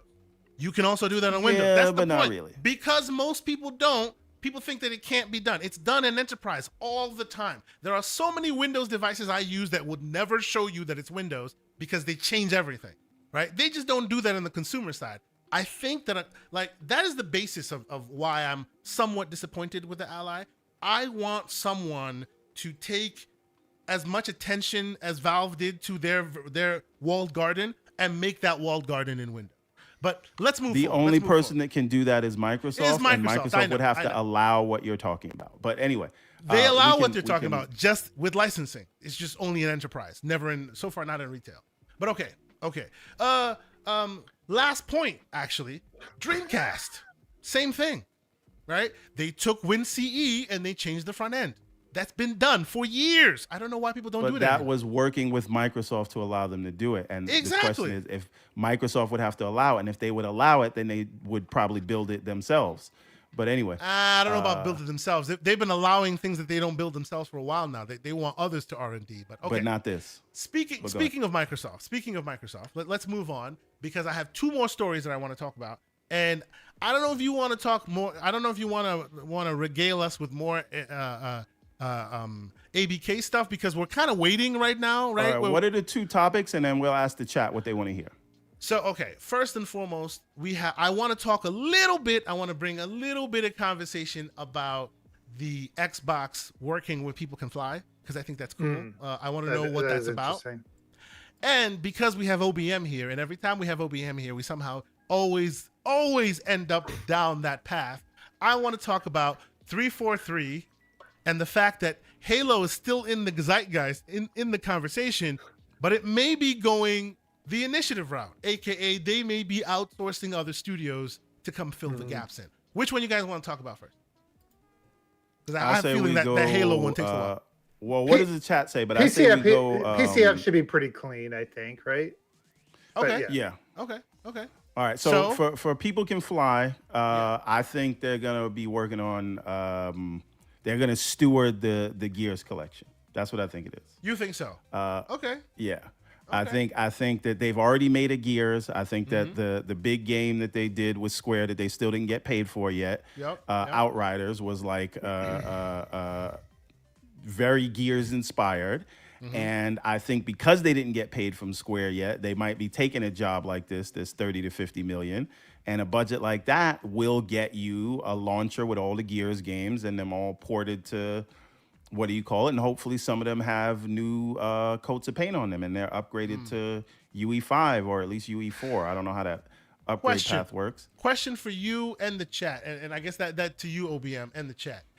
If it turns out to be a Gears IP game, would that be disappointing for you? Because I like People Can Fly a lot. You think they'll do a Gears in the universe, but not hold Gears? on. No, that's not where I was going. I love their games. I love they're doing a VR version they have Outriders is good. They're doing a VR version of I forget the name of come on guys, remind me of the game. A really popular game, People Can Fly. Actually, here's the protagonist on the screen as you see it right there. You can kick people off mountains and stuff in that game. It's all about style and how to hurt people with the most style. They make great games. They actually showed this one off, the VR version coming to Meta. If they end up Bulletstorm, thank you guys, Bulletstorm. Oh yeah. Yes, the character there is from Bulletstorm. If they end up back down the Gears path, is there no one that thinks it's a bit of a disappointment that they have to go back down the Gears path? They tried the Gears path. I liked the game, but it wasn't to the caliber of Gears proper. I think we can all agree. It was a spark. Yeah. It wasn't as big as the Gears franchise is. They are really good developers. I was kind of hoping they'd try a different IP. What's your thought? Well, the first thing is I don't think it's a Gears because I mean, obviously Yeah, we're just having a Coalition thought for- experiment. People are assuming it might be a Gears collection. Yeah. Yeah, no, well here, but so on that point though, if it was a Gears collection, I guess the thing that would make it something to be interested in is that you're probably not going to get just a remaster. You'd get a remake. Mhm. I think people are underestimating what 30 to 50 million in Poland Yeah. can do. I actually said something to Rad yesterday, which you kind of read towards the end of the show, because I chat GPT'd it, like I do for almost everything in life now. Yeah, it is the source. Well, because I heard a long time ago that Poland's a lot cheaper to develop in than other Yeah, areas. the cost of living is cheaper. Everything is cheaper. That's why. And a quick history lesson. That's why when the Eurozone opened and the Poland could come to the the other side of Europe, most Europeans were very upset because they came and took away their jobs because where they lived, they were not having a great time. The cost of living is really low in Poland. So that Yes. budget could be a AAA banger in Poland. That is a AAA budget. That's what I was getting Yes. at because so here, and I'll just preface, this is Chat GPT. It's not perfect. So, but as of 2021, which is as far back as the four goes, they said San Francisco average salary for game developers 80,000 to 120,000 annually. In Poland, it's 20,000 to 50,000 US dollars. So that 50 million. And that's a is prestigious really, job. So that 50 million price tag, if that's the high end of it, means the high end of it, if you were running that same project in California, you're going to be looking at 120, $130 million, project. So that's going to go a lot. That is it's not like a high AAA. Like I think those go up to like 200 million. Like Last of Us 2, I think was like a $200 million project. But that's going to be still be in AAA territory. You can get a lot done with it. So I think it's a AAA game. Would they really put that much money towards a remake? I doubt it. That doesn't really seem like a good use of resources. It would probably take a while. By the way, OBM, how do we get that money? How do we get those figures? Because usually we don't get figures on the budget of a game. Like, is this on background, or was this actually officially announced that, hey, this is the budget that's being offered to them? I think that's a little unusual. Yeah, that could all be just that could even. I don't know where the numbers actually came from. The 30 to 50 million, like you leaked that out. But yeah, I mean, to your point, that I think it's a new game just because it doesn't make sense. It doesn't fit Gears. And I've been saying for a while, because Poland is an interesting place for Microsoft to try to plant a flag. I'm surprised they haven't. And I think maybe if they weren't working on ABK, that might have been an area would have already tried to absolutely experiment with. Wait a minute, about Poland though, OBM, isn't it like something where the state takes a stake in these gaming companies? It's there, not so mandated. Some of them are, but it's not mandated. I know, like you're thinking CDPR. They have a stake, but there are others who don't have stakes. Like it's like CDPR wanted a grant for the government. I'm not sure exactly how it works, because I know in other European countries similar happen. You go to them and you say, hey, this is our creative endeavor. This is our creative endeavor, and we need your help. And if they're good with it, they will then project share with you and basically help you fund your project. The government will, but it's not mandated for every student. Well, and that's part of what makes, I think, Poland a little bit more attractive than people might think is because the government is treating that as a business opportunity, the video game industry. It's actually something that's been driving more investment there. It's also now an area where there's like a growing talent pool there. There's some big studios that you can poach developers from. CDPR, Of being course, yeah. first and foremost. By the way, Chael Walker chimed in the chat, and he clarified that came from an investor statement. So thank you for that. So the money came from investor statement. Thank you, Cheo. Appreciate you. Yeah, Yep. appreciate that, man. So yeah, like like that is an area that I think that you could build up. You could grab a studio that's maybe a high AA, a low tier AAA, and you could really build that into something because you can grab talent from there and then from Techland, and there's like other smaller ones that have been growing fast. Like people are just throwing money in there because it's just a good place to start. And that may speak to the lower cost of living there as well to start projects. You're not paying people 6 figures left and right to start a project. The cost of living is considerably lower. Skills are high. That's where you go to incubate something. It's an interesting idea. Yeah. So about? So I think that there's reasons to be excited, but to your point, I would definitely want to see a new IP. I really hope it's not Gears, even though I'm a huge Gears fan. I love Gears. I can't wait to hear what Gears 6 brings about. I want them to actually get a win, get a W on this one, because Outriders was great. Outriders was great. It seems that only Square got the W from that one, right? What do you call it? Gears Judgment was a spark, but it wasn't a W. I need them to get a proper win here, and I hope Gears is not how they go for it. Go ahead, Everborn. We have all talked about wanting to see the Halo and Gears franchises branch out into other games in the universe because their universes and the lore are so expansive. Are you gonna offer me an ODST like Gears game from the people can fly? No, because that was still another first person shooter, right? Like sure. People Can Fly can do a lot of things that don't have to be an over the shoulder like army cam, right? What if they're building the Halo game? That would be hilarious. But think about it. Like, what if it is something in the Gears universe that is not like a Gears game? Like, leave that to the Coalition, but we want to tell a story in a different part of the universe, and maybe it's not the same kind of hardcore cover shooter thing. Or maybe it is a hardcore, but it's actually scary. Maybe it's the horror game you've been wanting. Because people saw Gears and wanted horror for a long time. Maybe they go hard R on this one.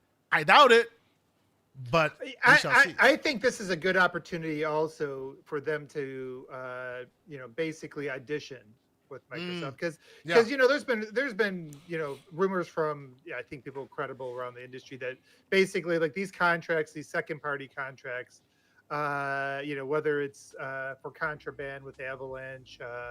They seem like they look at this stuff as hey, if this stuff's going to work out, there's things that will keep them involved long term. So the ABK deal is not going to last forever. Kind of like the Asobo situation. Where right. It started with one or longer term deals to make sure that they don't have the rug pulled out from under them with some of these things. So absolutely. I think that could be a chance that hey, if this works out, they try something, you give them again, you let them make their own game, not something that's dictated by Coalition or even 343, even though that would be kind of interesting too. That you let them do that. That's also a way for them to kind of audition for being that studio down the road that maybe does get the bag to come into Microsoft gaming after ABK is, closed for a long time. Yeah, no, I agree with you. I think it's an interesting Sega place. first, I'm happy. Yes. Yeah. I'm happy to hear that even after all the dust has settled, like People Can Fly are still around. I was afraid they're going to go away sooner rather than later. With Square trying to cut bait and get rid of all their studios and all this. It's easily seen that People Can Fly could become a casualty, and luckily they are not. So that's great. So let's move on to the 343 stuff because I think that'll have a bit more meat on its bone, and I kind of want to end this conversation at 3 hours, so we have a little bit of time to talk that and the last bit of the FTC. So I'll be fast. Yeah, 343. Well, it's not you that needs to be fast.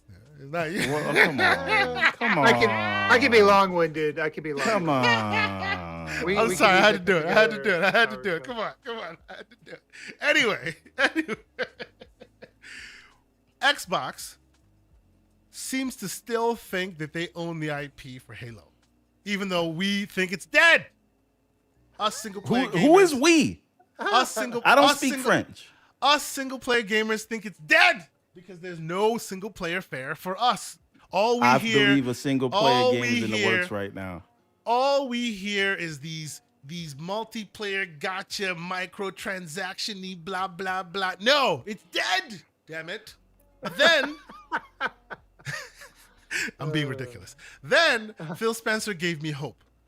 In the interview, they were like, hey, they're talking about Halo and the potential of where it could go next. I'm like, go next? I thought it was dead. But it looks like, based on reports, it's going to potentially be. There's an idea that they might transition it to a different studio, kind of like how they've done with Crystal Dynamics, dealing with Perfect Dark. Who do we think is focused here? I mean, like when I first heard this, I was like, is this them just putting the cart before the horse and saying that this is the Tatanka project that's already being worked on? Like, because obviously another studio is already in the mix with Project Tatanka. So is that what they're officializing now? Because they're already been doing that for a while. Or is this another studio? What do we think? I'll go with you first, OBM. All right. I'll try not to be super long-winded with Halo like I usually am. I usually can be, and I think I can be a little bit shorter this time, because I thought initially that they would have a season 4 trailer there. The one that came out actually was pretty cool, and you would just looked at like the ESO and the Fallout 76. It's like, well, why not Halo? But I do think Halo like after the fact, one of the things that maybe just kind of occurred to me is that they are laying low with Halo right now for good reasons. I think last year there was a lot of negativity around it, a lot of toxicity around it. I think they got to I think that right now, I rather than Halo being the thing that's going to lift up Microsoft Gaming, I think Microsoft Gaming this time is going to turn around and be the thing to try to potentially lift up Halo. And by that I mean, like, you come out and you hit a home run with Starfield. Hellblade's great. Avowed people are loving, all this stuff. And you come back next year after people have regained faith in the Microsoft, being able to sort of manage these projects. I think now, like, you come back into this with a lot. It's no longer holding the brand on its shoulders, right? And so I think right now, while Halo, the studio, is kind of re-envisioning what it's going to do, I think Halo is under reconstructive surgery as far as what it is as an IP. It's definitely not dead.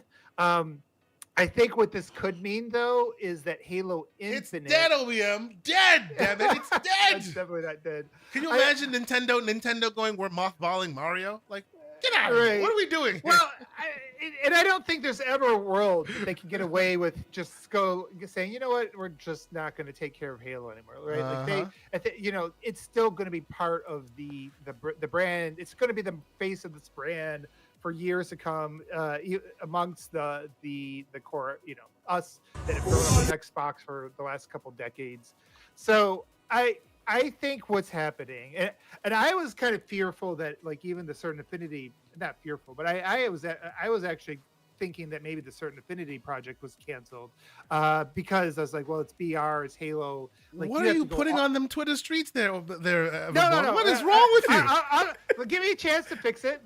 No. He's talking about it. No. He's Everborn is being ridiculous on Twitter right now. Like, what are we doing? What's he My doing?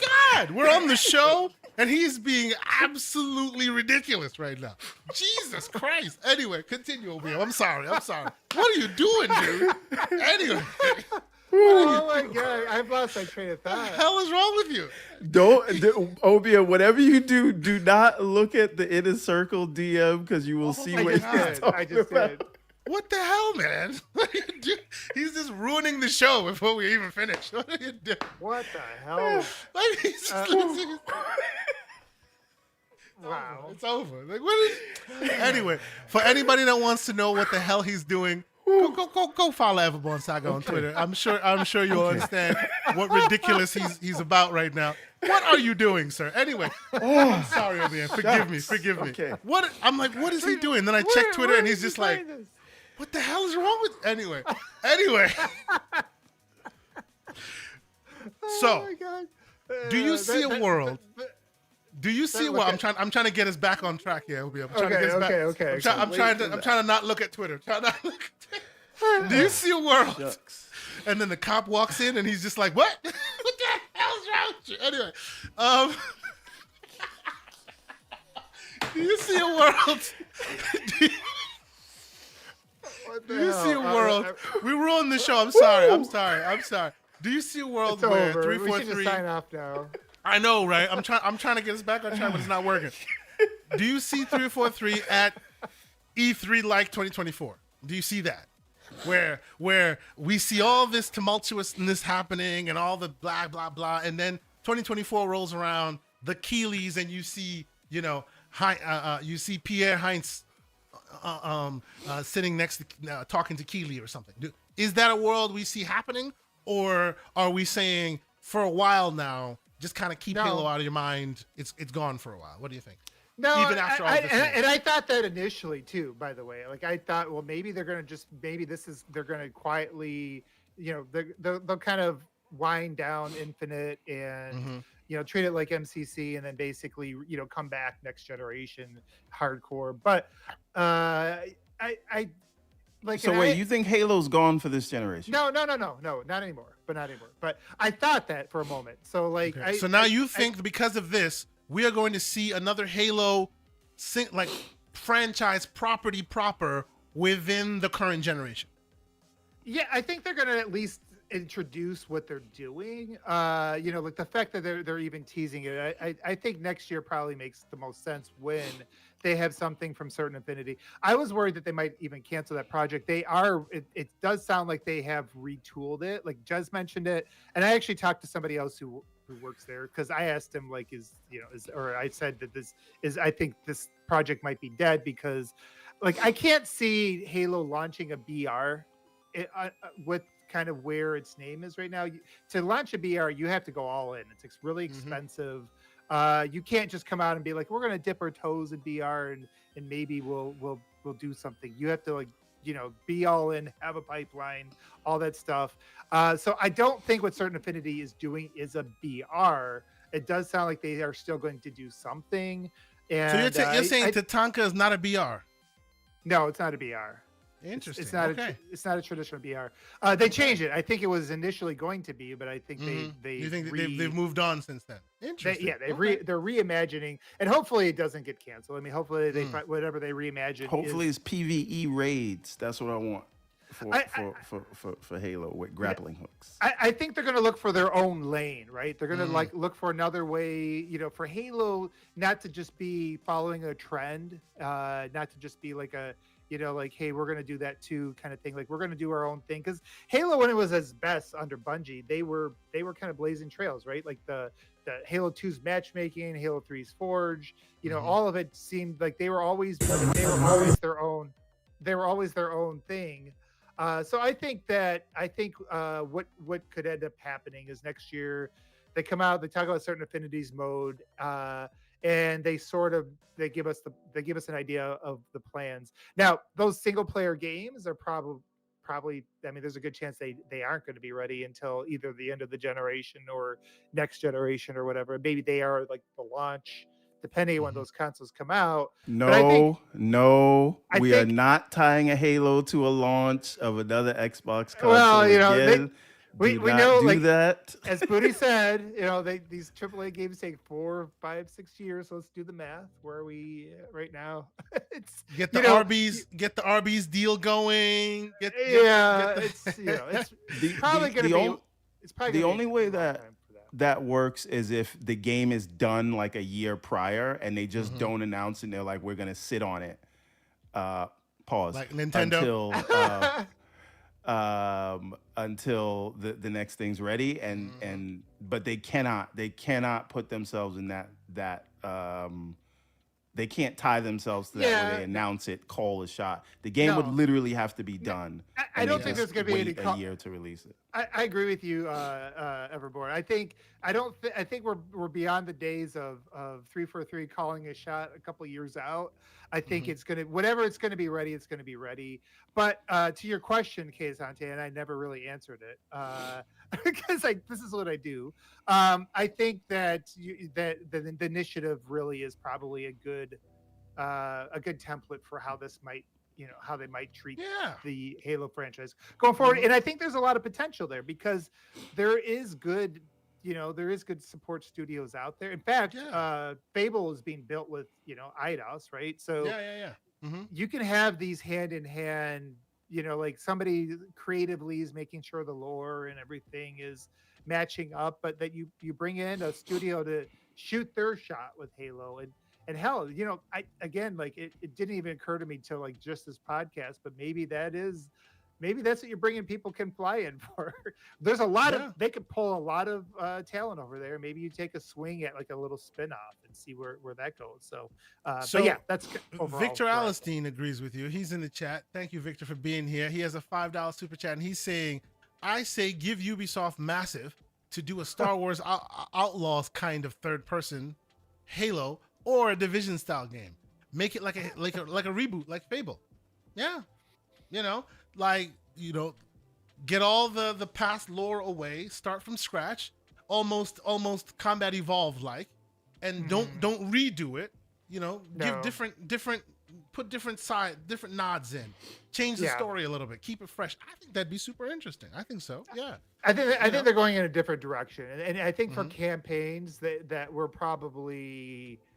going to probably see a reimagining for Halo in terms of how it does with the campaign. Like, I won't be surprised, and I know this is going to piss off a lot of, the old heads, that grew up with the classic franchise. Are you pissing off the Graybeards? What are you pissing off the Graybeards? Yeah, like we're going to piss off the Graybeards. It's probably going to, like the next Halo, I wouldn't be surprised to see it have RPG mechanics in it. I wouldn't be surprised to see it go more wide world or open world. Like, I think the days of like the linear Halo, maybe for a small spinoff, you do that, but I think they're going to try different things. So what you're saying, OBM, is the days of listening to you hardcore fans are done. They're now trying to broaden their base. They're done. I think they stopped giving a shit about what like the hardcore content creators. I think they have to. I think they're done with the. You're walking too fast. You're walking too slowly. What's it saying? Massive is saying they're working on 3 AAA games right now. Oh, he means Massive. I thought he was talking about like projects in the 343 in the Halo universe. Sorry. No, I agree with him. You got my hopes up for a second, Slow-Mo. Yeah, forget it. Massive is Ubisoft's version of what do you call it? Insomniac. They always have multiple bullets in the chamber. You know what I want for Halo? And let's switch up. Let's switch up to ABK after this because I want to be on time. Yes. What I want for, because we're not at 3 hours yet because you started. We're almost late, there. So we have time. We're almost there. Go ahead. But I'm not mad at what was delivered gameplay wise for Halo Infinite, and I don't want to lose that. Yeah. Right. So I do want another crack at what they tried to deliver in Infinite, at least in terms of feel. So you want them to continue Infinite? Agree. But I don't know. It doesn't have to be a continuation of Infinite. It can be a sequel with, built on whatever they want to build it on. But whatever that is, I want more of that. But also, I really feel like Halo and Gears are suffering from the Star Wars syndrome, which is expansive universe that cannot get away from the Skywalkers. Right? We can't get away from this central character, even though there's all of this lore. Halo has done that successfully. They just choose to keep going back.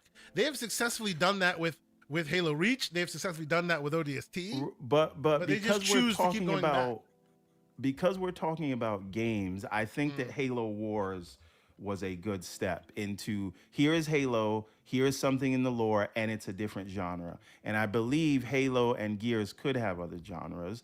And could you imagine something in the Halo world that looks like Star Wars Outlaws? Yeah. Yeah, no, Yeah. I Right? think it's all fair Right? game at this point. Fair, Yeah, yeah. absolutely. Yeah. So there's just so much that can be done, right? You could imagine a space fighter game, right? Yeah. Like Yeah. for in that universe. So You're running around, you're dog fighting, you're checking around, you're looking here, looking there. You Right, can do you- whatever you you want could in this have game. And then a you straight- board a a- ship. You shoot the engines. You board the ship. We're in Starfield by now. By the way, you board the ship, and guess who you see? Master Chief.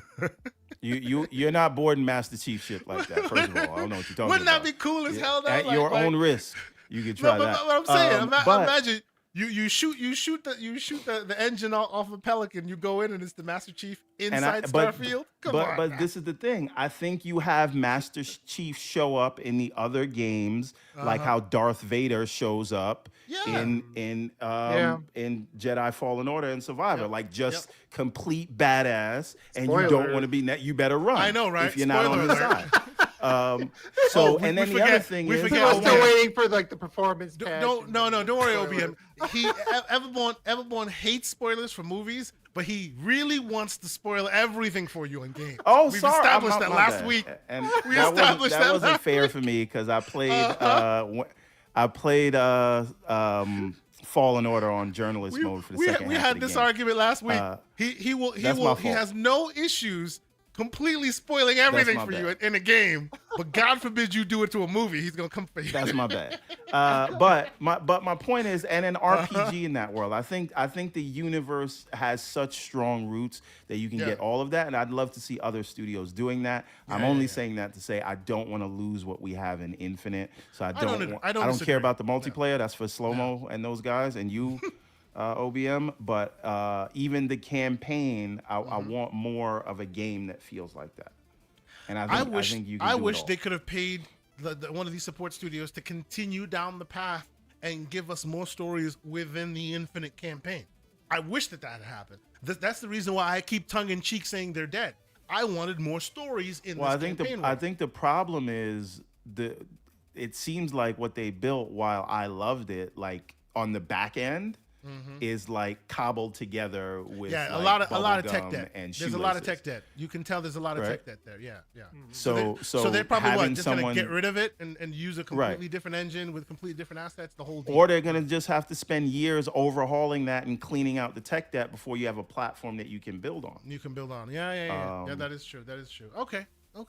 So all right. You guys have talked me off the ledge. He's not dead. He's just on life support. You know, and I'm not happy about it because dang it, I need another Halo campaign. Make it ODST. Make it normal ODS 2.0. Normal soldiers that have nothing to do with Master Chief and are just kind of trying to survive. I would love that. You know, I've been patiently waiting for person. that thing. Third person, yes. Fine. Even give me RTS, Halo Wars. I just need more in this world, and I'm not happy with the Apex Legends of it all, which is, oh, let's make it multiplayer and everybody will be happy. I'm not happy. I want my single player. So I'll just put it out there. But okay, let us get to the last story of the day before we close up shop. This will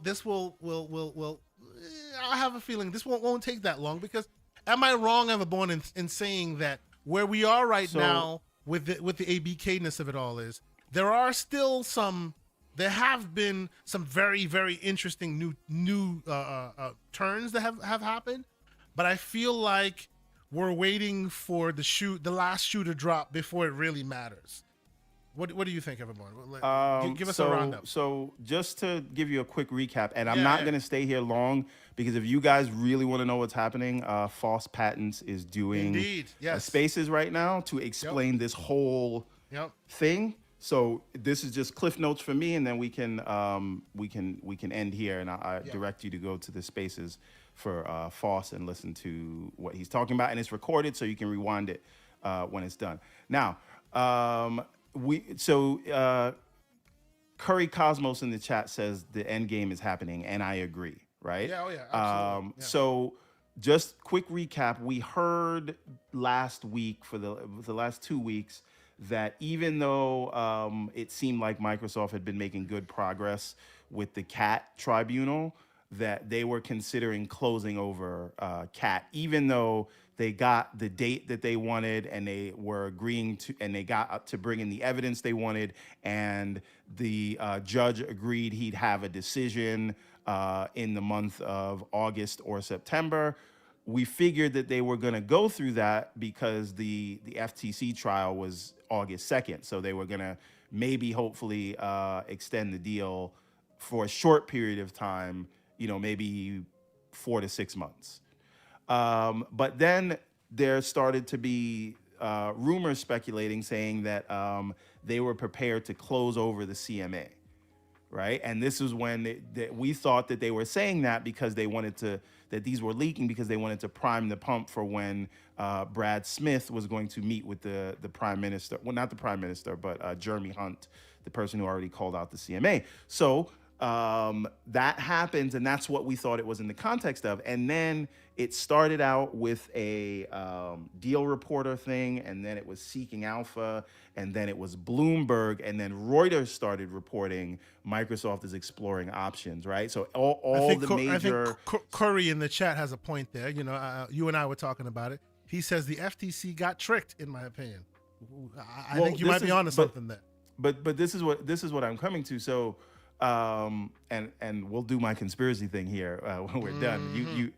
You know this one. I don't know if I told you, OBM, but you'll hear it. So see, this would be the perfect time for that tinfoil tinfoil hat. I gotta get one made. I made one yesterday. No, that wasn't good. That was like you could have done. That was trash. That was trash. Right. So anyway, so that started sort of leaking everywhere, and it started to feel like Microsoft must want this message out there by the amount of people that were reporting it. And so then early Monday of last week, we hear again from Bloomberg and Reuters that the FTC is about to move for a preliminary injunction. And why that's a big deal is because the FTC to get a preliminary injunction, you have to go in front of a federal judge. And the FTC could always have gone in front of a federal judge if they wanted to stop the case. But what we've all known is they wanted to do it in their own in-house court so they could delay the process. Because they could go to a federal judge, but they didn't really have a strong case. And that is not me saying that. I'm not a legal expert, but I'm quoting legal experts. And by the legal experts, I mean the people that had Lena Khan's job before Lena Khan and financial analysts, all those things, right? So that's why everyone assumed that's why they're doing it in the in-house court, so that they can delay the process, because time can kill a deal when the facts can't. So anyway, we thought like there's no way that the FTC would do this unless Microsoft can work things out with the CMA. So we were thinking Microsoft's going to work things out with the CMA, and then they're going to try to close, and the FTC was going to stop them. But then we hear the FTC initiated an action on Monday night because they were under the impression that Microsoft would not close until they sorted out all the other jurisdictions.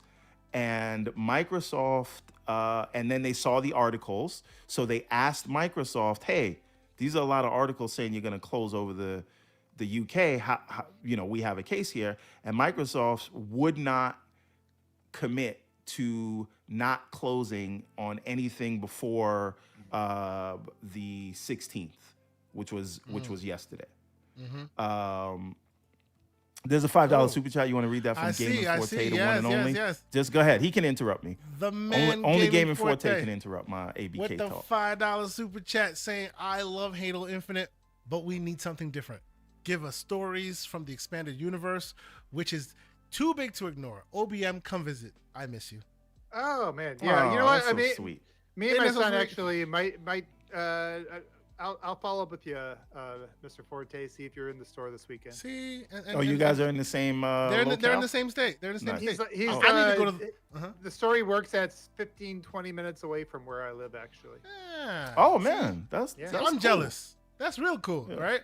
I gotta go to the mall after this. I gotta go buy my kid Build-A-Bear. Yeah, So- I bring my son in there occasionally. So yeah. Yeah, So, so just to continue real quick, because I want Yes, to get please, everybody please. out of here. Yes.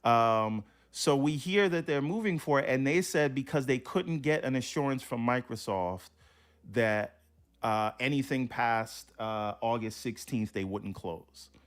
So now the FTC says that, well, we were forced to file for the preliminary injunction and a temporary restraining order. That's the TRO. The FTC was automatically granted the TRO, and all that does is say that Microsoft cannot close the deal until a judge, or until 5 days after a judge decides on the preliminary injunction.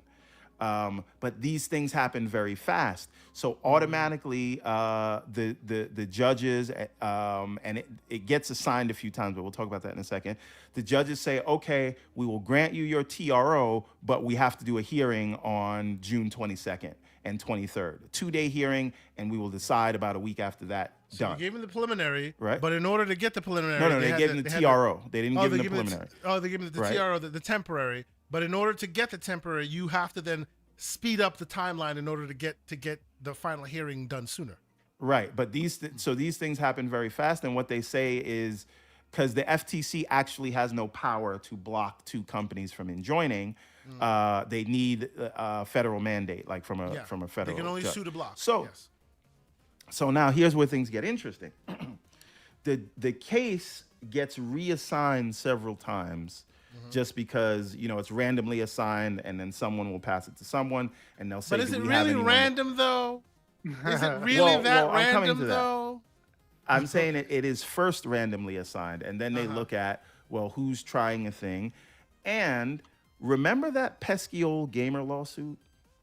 The one where Judge Jacqueline Scott Corley threw out the gamer lawsuit preliminary injunction because she couldn't find harm. And also she did not believe that there was any proof that Microsoft had plans to make COD exclusive. That judge, because she's familiar with all of these things, and remember the gamer lawsuit, who didn't get a preliminary injunction, was when it was thrown out the first time, and then they refiled it, and they basically copied the FTC's homework.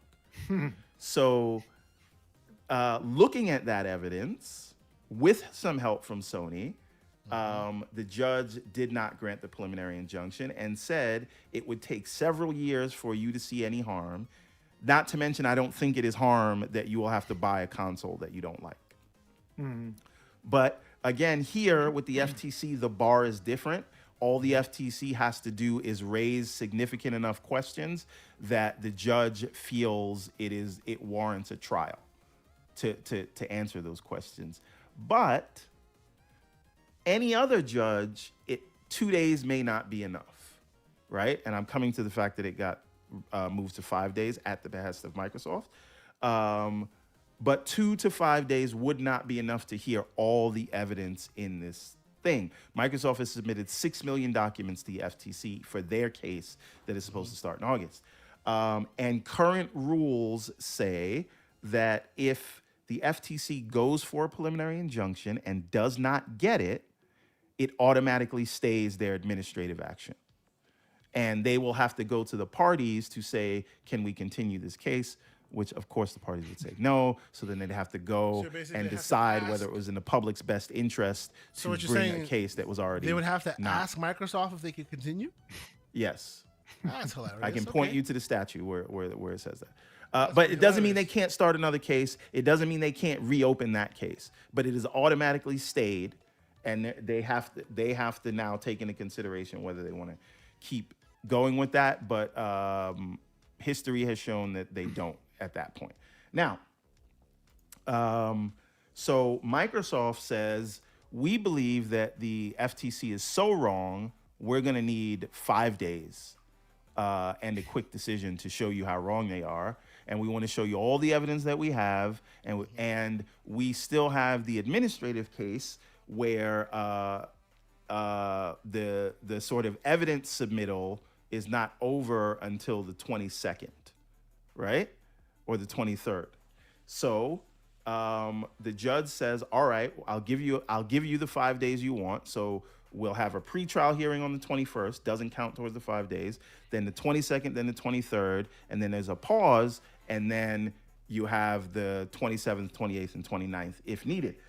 So there is still evidence that the FTC has to submit on the 22nd, which Microsoft will get, and then they will have all the evidence that the FTC is able to submit, which means they'll understand their entire case and whether there is any smoking gun, and then they will have 3 days to refute that.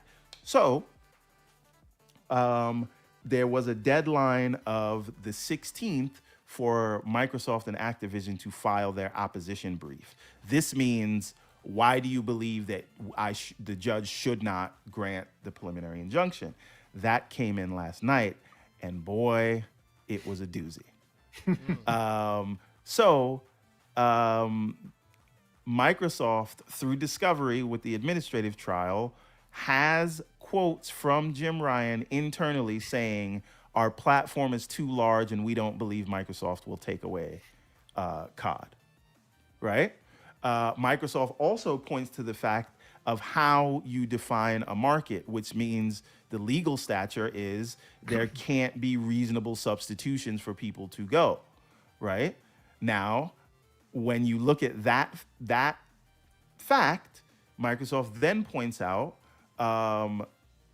not only is Nintendo the same market because we share the same shelf space, we offer many of the same games, and they are tracked along the same way. We all know that. But Microsoft says PC should be included in what as well. Why? Because of the top 10 games on Xbox, all but one of them were also available on PC.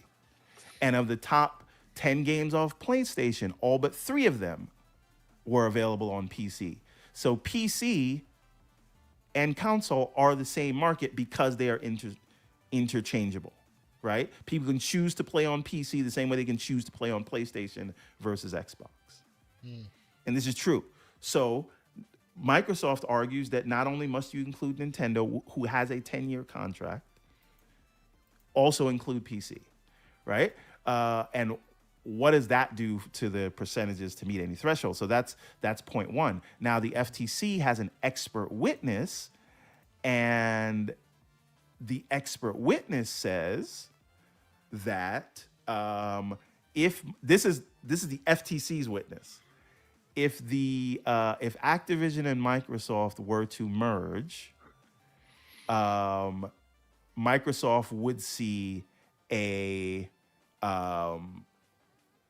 5% increase in market share. Oh my God, 5%! Oh, no. Jesus, 5%. That's the what reason the FTC's expert I completely understand why Jim Ryan was on the Mount Rushmore of snitches trying to stop it. 5 whole percent? Jesus Christ. Right. So now I see Dorian Gray in the chat. He's saying he doesn't agree with that one. PC is its own market. Maybe it's its own market, but not by the definitions of the law. That's right. According to Microsoft. Yep. And that's all that matters here. And it's I in don't- their the- best the- interest to Now, define it it's- differently. If you go by precedent, PC is a substitute for consoles, which is a substitute. Right. Like, yeah. Right. Like, So- if you so look a at game precedent comes in other out, industries, it right? does. So if we're playing Elden Ring, right, or we're gonna play Starfield, right? Starfield is a game. It's out on platforms, and so guess what? I'm gonna play it on at 30 FPS on my peasant console, and Keosante's gonna play the same game. He can choose where he wants to play on the PC, and some people will play the same games, but they'll only play on PC. It's the same market. It's the same market, yeah. Anyway, that's what Microsoft's going to argue, and the FTC is going to argue that Xbox is its own market and it has 100% monopoly, right? That's what the FTC is arguing, that Nintendo has a monopoly on kiddie games and low performance. Because consoles. nobody else, it's Right. like creating, just like Kay Sante's argument with the Steam Deck. I'm just kidding. I'm kidding. No. So So anyway, then Microsoft You wanna go back also there? points out Really? that joking. even the FTC does not try to argue this is a horizontal merger. It's a vertical merger. Yeah. A vertical merger hasn't been blocked in 50 years because it is viewed as causing efficiencies that trickle down to the consumer, lowering prices and offering better products. This is why vertical mergers are usually, they do not get as much scrutiny as horizontal mergers. A horizontal merger would be Microsoft buying Valve or Microsoft buying Nintendo, right? These are PlayStation. direct competitors, platform holders, right? Yeah. So this is a vertical merger. This is a piece of the supply chain, and you integrate that like Apple does, right? They make their own chips now. It makes a better experience for the customer. So a judge to deny this deal, and Microsoft says that what the FTC is trying to do, and this is true, by the way, the FTC recently did a rule change about 2 or 3 weeks ago that says their administrative law judge, the ALJ, after reviewing a case, can no longer issue an initial ruling. They can only issue a recommendation. And this is so the FTC does not have to appeal that decision. And the FTC can delay issuing their decision after getting the recommendation from the ALJ for up to a year. So which means you'd go through the trial, it would end in maybe December, and then they can delay it until December the following year. And only then could Microsoft appeal to the appeals court, which will take another several months. That, right, that is what Microsoft is saying. If this PI is granted, the deal is dead, right? Yeah. So that's sort of the thing they're saying. So they're saying that Judge Corley has to weigh whether killing this deal right now, based on all the contracts they have, based on the FTC's faulty market definition and faulty evidence, and they also point this out in terms of nascent markets here in the US, you have to back up what you're saying with facts, right? So you cannot just use assumptions. Yeah, you can't extrapolate for future. And No future extrapolation. Yeah. Right. And so they also pointed out, in terms of like being PC not being the same market, the only thing that the FTC has submitted is a quote from a Microsoft employee from the Apple case, right? The Apple versus Epic case, where Microsoft says that consoles are not the same market as mobile. Yeah. That's literally what they said. And they're saying that means that console is not the same as PC, but that's not even mentioned in the evidence that they're basing that off of. And so there's a lot of other stuff in there, but they also talk about how Sony is complaining because they do not want COD in Game Pass to devalue their $70 games. They could offer their own games and their own subscription service. They choose not to. But they choose not to, valuable. and they are not afraid to lose COD. Yep. Because we have quotes of them saying that, plus the fact that there's a contract that they could sign right now, just like Nintendo. Yeah. So we were right in that COD is just the idea of it that bothers them, not the actual physical where it'll end up. The idea of COD being in a subscription service devalues their argument that, hey, their $70 games are bangers and are too expensive to be in subscription services. Their idea of COD being the biggest game being in a subscription service ruins that whole narrative. So even beyond them not getting COD, They just don't want COD to be in the subscription service so they can keep saying that narrative. And they also pointed out that all over the world that this has been looked at, the only no one, not even the people who want to block the deal in the UK, have agreed with the market definition. Yep. And agreed that it is even possible to foreclose based on COD. And the main thing is because again, this is not the FTC only has to raise questions that are significant that say they warrant a trial for a judge to rule in their favor, right? Yeah. They have to raise significant enough questions that there is no answer for, and they have to weigh the likelihood of the FTC winning their case. So what Microsoft says is that in contrary of what the FTC says with if you allow them to enjoin, it will be impossible to pull them apart. And Microsoft says when we buy these publishers, we keep them whole. And they will be just like ZeniMax and LinkedIn run separately on their own as a subsidiary. So if it ever came to it and in some world the FTC is successful, it's very easy to separate because we're keeping them whole. Yep. Right? So and there's just so much point by point, and the reason this is important is because we see Microsoft's actual arguments. And the last thing I want to talk about before we end this is the timeline, right? Remember, there's a drop dead date of July 18th, right? And you also look at that Activision has had two of their best quarters back to back, like in the history of the company, right? They launched a big winner with last year's COD, and then they followed that up with Overwatch 2, which saw huge numbers, and then they just launched Diablo to all kinds of success, critical and financial success. And so investors are saying, with or without the deal, we think Activision is probably worth more than 95, long-term view.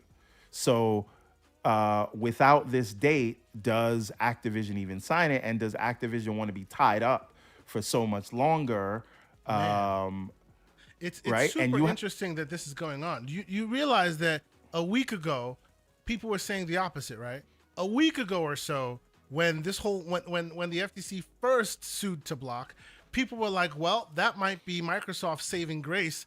Like the price they agreed to pay back a year ago is not the same price today. It's considerably less. You know, it's in Microsoft's best interest to probably walk away because it's not worth what it used to be worth. And that was a before week Diablo ago. came out. Yeah, that was a week ago. But the market is very reactive, right? And I think part of the reason to sell is you're not going to have a Diablo 4 and an Overwatch 2 every year. You may have a COD, but those are the things that are propping up the numbers. And if you have another Vanguard with no COD or Overwatch 2 to back you up, you could be back in the same situation because the market is very reactive, right? Yeah. But right now, because a lot of people can't see in front of their face, they're like, it's worth more. But what the argument is, if this thing does get drawn out for another year and a half, how will even the if ground they look took a then? dip, right? Even if they took a dip, they could make all that back up in a year and a half if they took a dip. So that's the thing. So the idea is Microsoft probably really needs to close by the initial drop dead date, or the deal is dead. This is what they say, but I actually believe them. Yeah. So here's the thing now, timeline-wise, the pre-trial hearing is June 21st. Then the evidentiary hearings they start on the 22nd, they go to the 23rd, take a break, pick back up on the 27th, the 28th, and the 29th if they haven't submitted everything. From there, the TRO that is in place, the temporary restraining order, bars Microsoft and Activision from enjoining until 5 days after the judge makes the decision on the preliminary injunction. That's the language of it. So they will be done by the 29th, right? That's a Friday. The judge will take about a week to deliberate, you figure July 7th, right? Then and remember that you have July 4th mixed in there, so there's That's why we say July 7th is when that will be done. So I don't think the 29th is a Friday, but the July 7th is a Friday. That's when we expect in the evening the judge's decision, and then they have to wait 5 days. But you're not counting the weekend, so you have to wait that whole week, which brings you to the 14th. And you can't close on the weekend because of SEC, whatever. So they would be closing on that Monday, which would be Monday the 17th. Monday the 17th is likely the only day they can close. So during that waiting period, after Judge Corley decides if she denies the PI and Microsoft is free to close, they have that 1 week before they can close. So between the 29th between the 7th and the 14th, they have that week to go to the CMA and say, look, I don't know if you want to overrule the U.S. Not while you're trying to work out a trade agreement, and not while you don't want the question answered of does the UK have veto rights over the whole world? Because if you do want that answered, we're going to close over you, and it's going to set a precedent that people don't have to listen to you. So let's work something out. And if you're not, we're going to close over you on Monday. So that's the time. And the CMA has an avenue to do this, right? Because they put out the request for comment on their final ruling. And in the final paragraph of that request for comment, they say that they reserve the right to alter and or terminate. Yeah, we did notice that hedge at the end of it. The order, that was a good right? Hedge. Based on the information they get. So there is an out, and the deadline for those comments is June 19th, which lines up pretty well. So there is an avenue for the CMA to say, okay, we don't have backup abroad. We are the only ones. Let's either say we're going to alter it to say they can close but not here, or we're going to accept remedies and add a few more. But they have 5 days to do that, and Microsoft, if they have that, if they bypass the preliminary injunction, they will be closing on the 17th or 18th, come hell or high water. Yeah. And now the last thing I want to say about this is, what are the odds that there just happened to be a frivolous lawsuit that had no chance of succeeding, that exposed Sony and the FTC's cases to a judge who would then end up being assigned the actual case, so questions could be answered and they would be familiar enough to make a ruling outside of, I don't have enough information and it has to go to a trial. What are the odds that that happened? How random is that? And my question to you is, tinfoil. Who put these gamers up to this, to sort of literally prime the pump for when the preliminary injunction was brought about? I wonder like, who could have been behind this. It's almost and like that, ladies and gentlemen, is what I will leave you with for this week's Everborn's Conspiracy Court. Well done. Well thread, sir. Well thread. Yeah. Well thread. Do you have any rebuttal, any response to this, OBM, before we go? No, I just say I think Everborn actually summarized it in pretty incredible detail. I don't have to add too many things, but just to summarize for people who didn't catch everything, if I were to bullet it, basically all the precedent, and I agree with this, all the precedent favors Microsoft in U.S. courts, and precedent usually wins in U.S. courts. Precedent won in the gamer lawsuit as well. Yeah, it usually wins in U.S. courts. It's something unprecedented would have to happen for this to get blocked in the U.S. The fact that the FTC filed the injunction when they did sped this up helps Microsoft put me in a position to close by the July date. If they do win in the U.S. courts, they're probably going to close with or without the CMA. And I think that's really what it comes down to. Right now, it looks very likely that unless something comes out of, upsets happen, we know that crazier things have happened. So you can never say anything if it's 100%, but really the odds seem to be favoring Microsoft pretty heavily right now that they'll close this deal, and that we'll probably be announcing it to be closed by that deadline. So no, I agree with you. I do. I definitely do agree. It looks like it's all lining up correctly. I see I see folks are saying, hey, that's tremendous oversight if it was true. This is Foresight, literal foresight. foresight. Sorry, forgive me. It's literal 4D chess here. If this is how it worked out, because somebody must. I didn't even think about that. Somebody must have then sat down and went, if we go here, they'll go there, and ultimately we will get them here. Let's let them bring themselves to this noose that we're going to wrap around their necks. This is crazy. Like, it seems like it's serendipitous, but come on, too many scenarios are lining up. You wouldn't believe the plot if it was in a movie. You'd say in a movie, that's not exactly. realistic. So Everborn, I guess I have one last question for you before before we close up shop. And I had one more quote that I just saw. Sure, go your quote and I'll ask you the question. So Microsoft also called out the FTC for lying on them about what they promised the European Commission. So this is from the opposition brief. In drawing its analogy to ZeniMax, the FCC wrongly implies that Xbox misled the European Commission about its intent regarding future ZeniMax titles. The European Commission took the extraordinary step of responding directly when the FTC made this claim and in its administrative complaint by stating publicly that Microsoft did not make any commitments to the European Commission, nor did the European Commission rely on any statements made by Microsoft about the future distributions strategy concerning ZeniMax games. Instead, the European Commission cleared the transaction unconditionally as it concluded that the transaction would not raise competition concerns.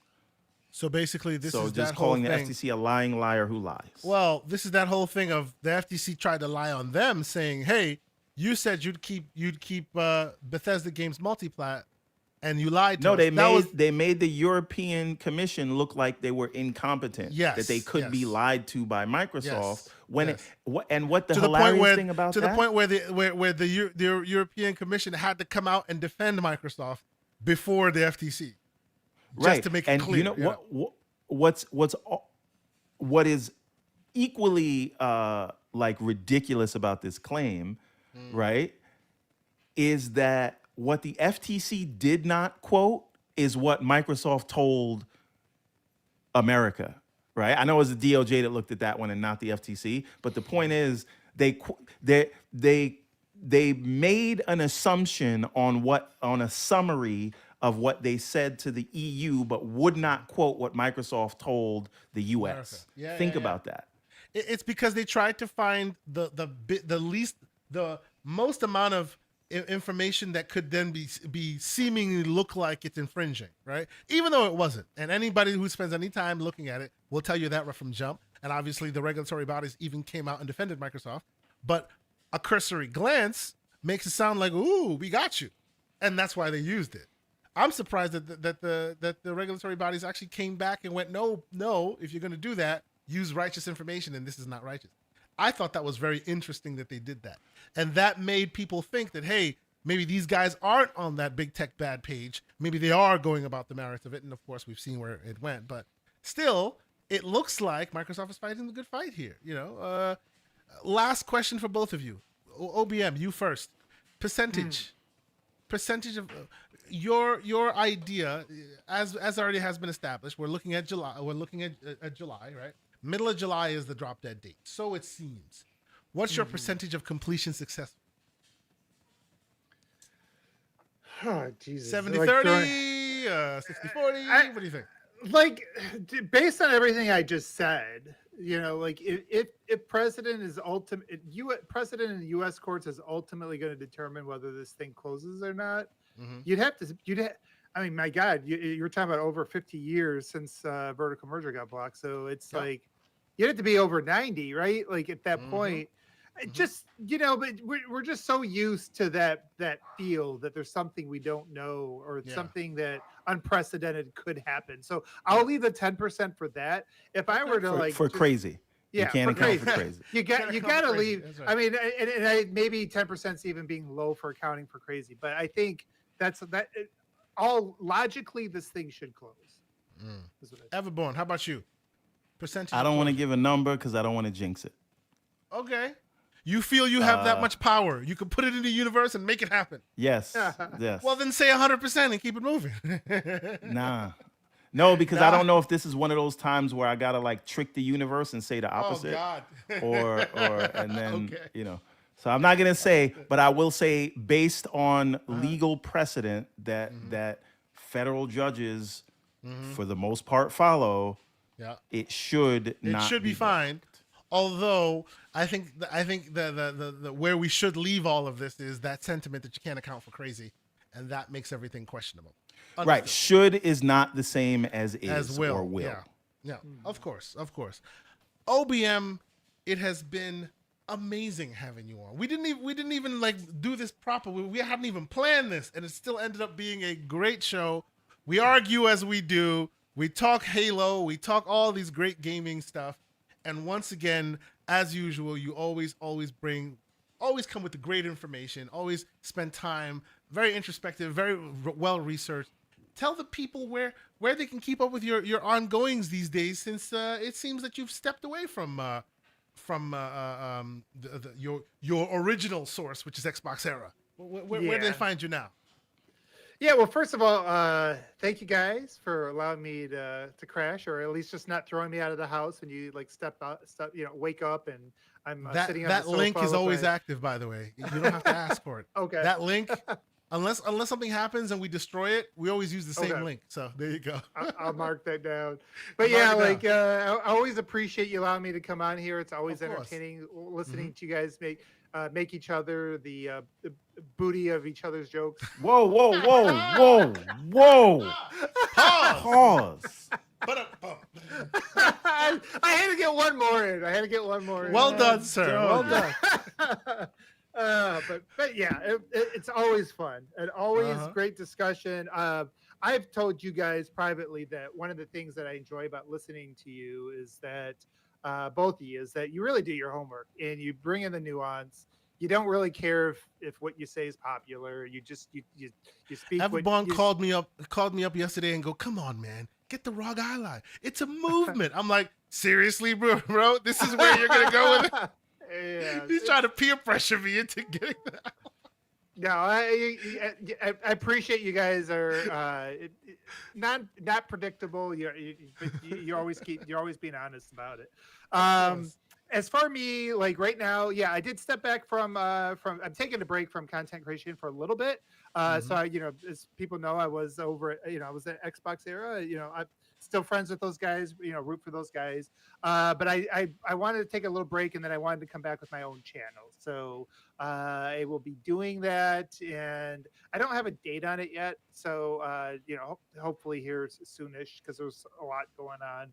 But I'll be coming back once I'm comfortable with the branding and art and all that. All that stuff takes longer than you'd think. So when it's all ready, I will put it out there on my Twitter, which you can find me at mutha_1, MUTHA_ONE. But again, had a lot of fun today. Thanks for having me.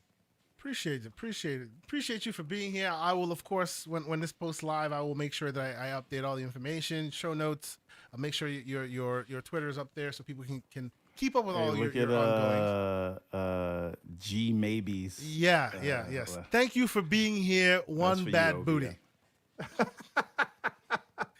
Everborn Saga, as usual, we leave no stone unturned. We out there. We on them streets, making people laugh while trying to provide some information as well.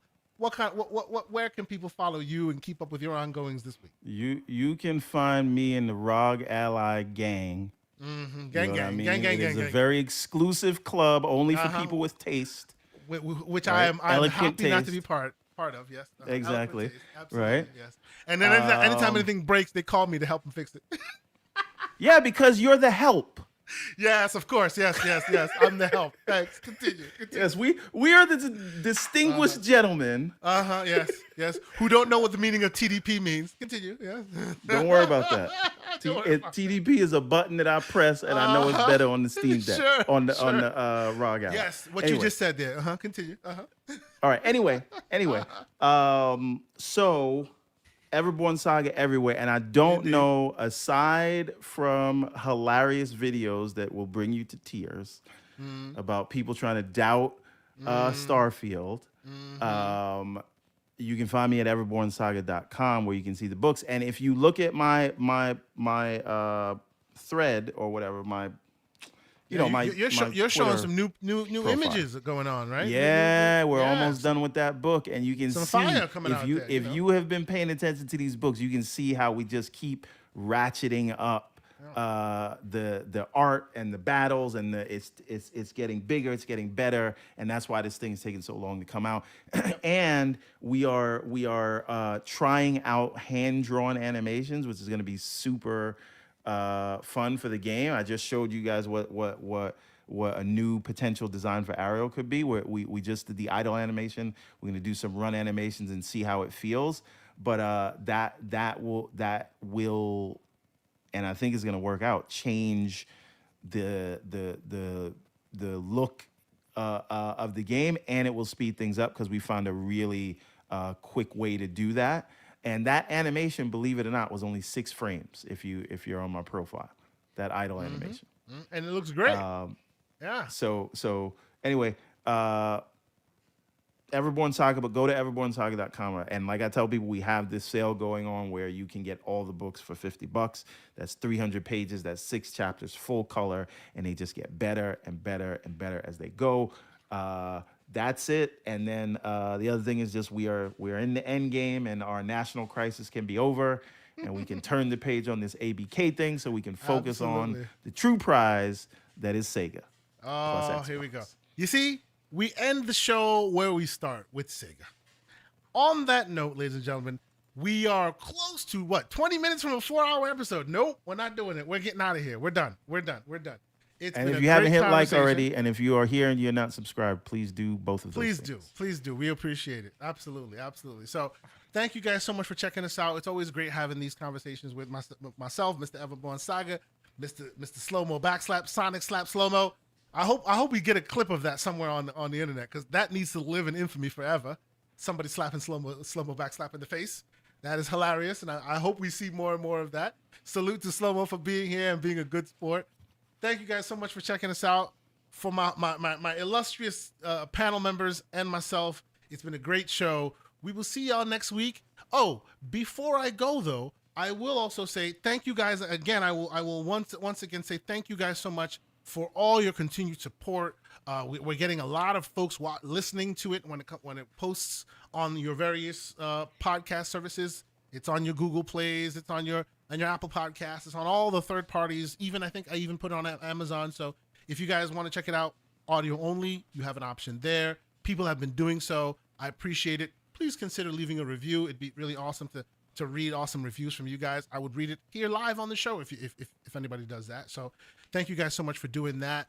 Also, as you can see, we have great music, great animations, great style. I'm figuring it out, working it out right now. It's because of your generosity, because of all the super chats and all the great stuff you guys have been, spurring us on to keep going. We've been spending some of that super chat money, getting the upgrades done. What you're seeing is all this new upgrades that we've been working with Sean LeBray in the background on. So thank you guys again so much for your continued support. There's a lot more coming. We have a lot more interesting things coming, but I had to say thank you guys so much. Yes, Mr. Everborn Saga, before I hit the button. Another national crisis that is over. This is our on the real 30 seconds. It's not even Oh, on yeah, the real yeah, minutes. yeah. What's new? Apparently, the rights for the Incredible Hulk have reverted back to Disney. Yes. And that is based on an SEC filing from Paramount that says Universal will have right of first refusal for distribution of the Incredible Hulk and all sequels for a period of not less than 15 years. So what this means June 2023 is the 15-year mark from that statement that they made to the SEC. And a movie that they could never get, which was the original Hulk, Incredible Hulk movie that was the second film of the MCU after Iron Man, is now on Disney+. What this means is now the MCU as you know it today, right, It is what it is today. It used to be what it was. People were excited. Now we are where we are with it today. Now they get to make a Hulk movie, which tells you, dear bad listener, they hate the Hulk. that at some point in time, you will watch myself and Mr. Everborn Saga sitting here with Everborn losing his ever-loving mind because they're going to completely shit the bed on the Hulk. And that was my last one. Have a good night, ladies. Have a good weekend, ladies and gentlemen. Enjoy your gaming. I'll be on that Diablo 4. Till next week. I won't be because, well, I'll play it on the Xbox, but not on the ROG Ally because it don't have cross by yet. Give it 3 weeks. Troglodytes. Thanks for being on it.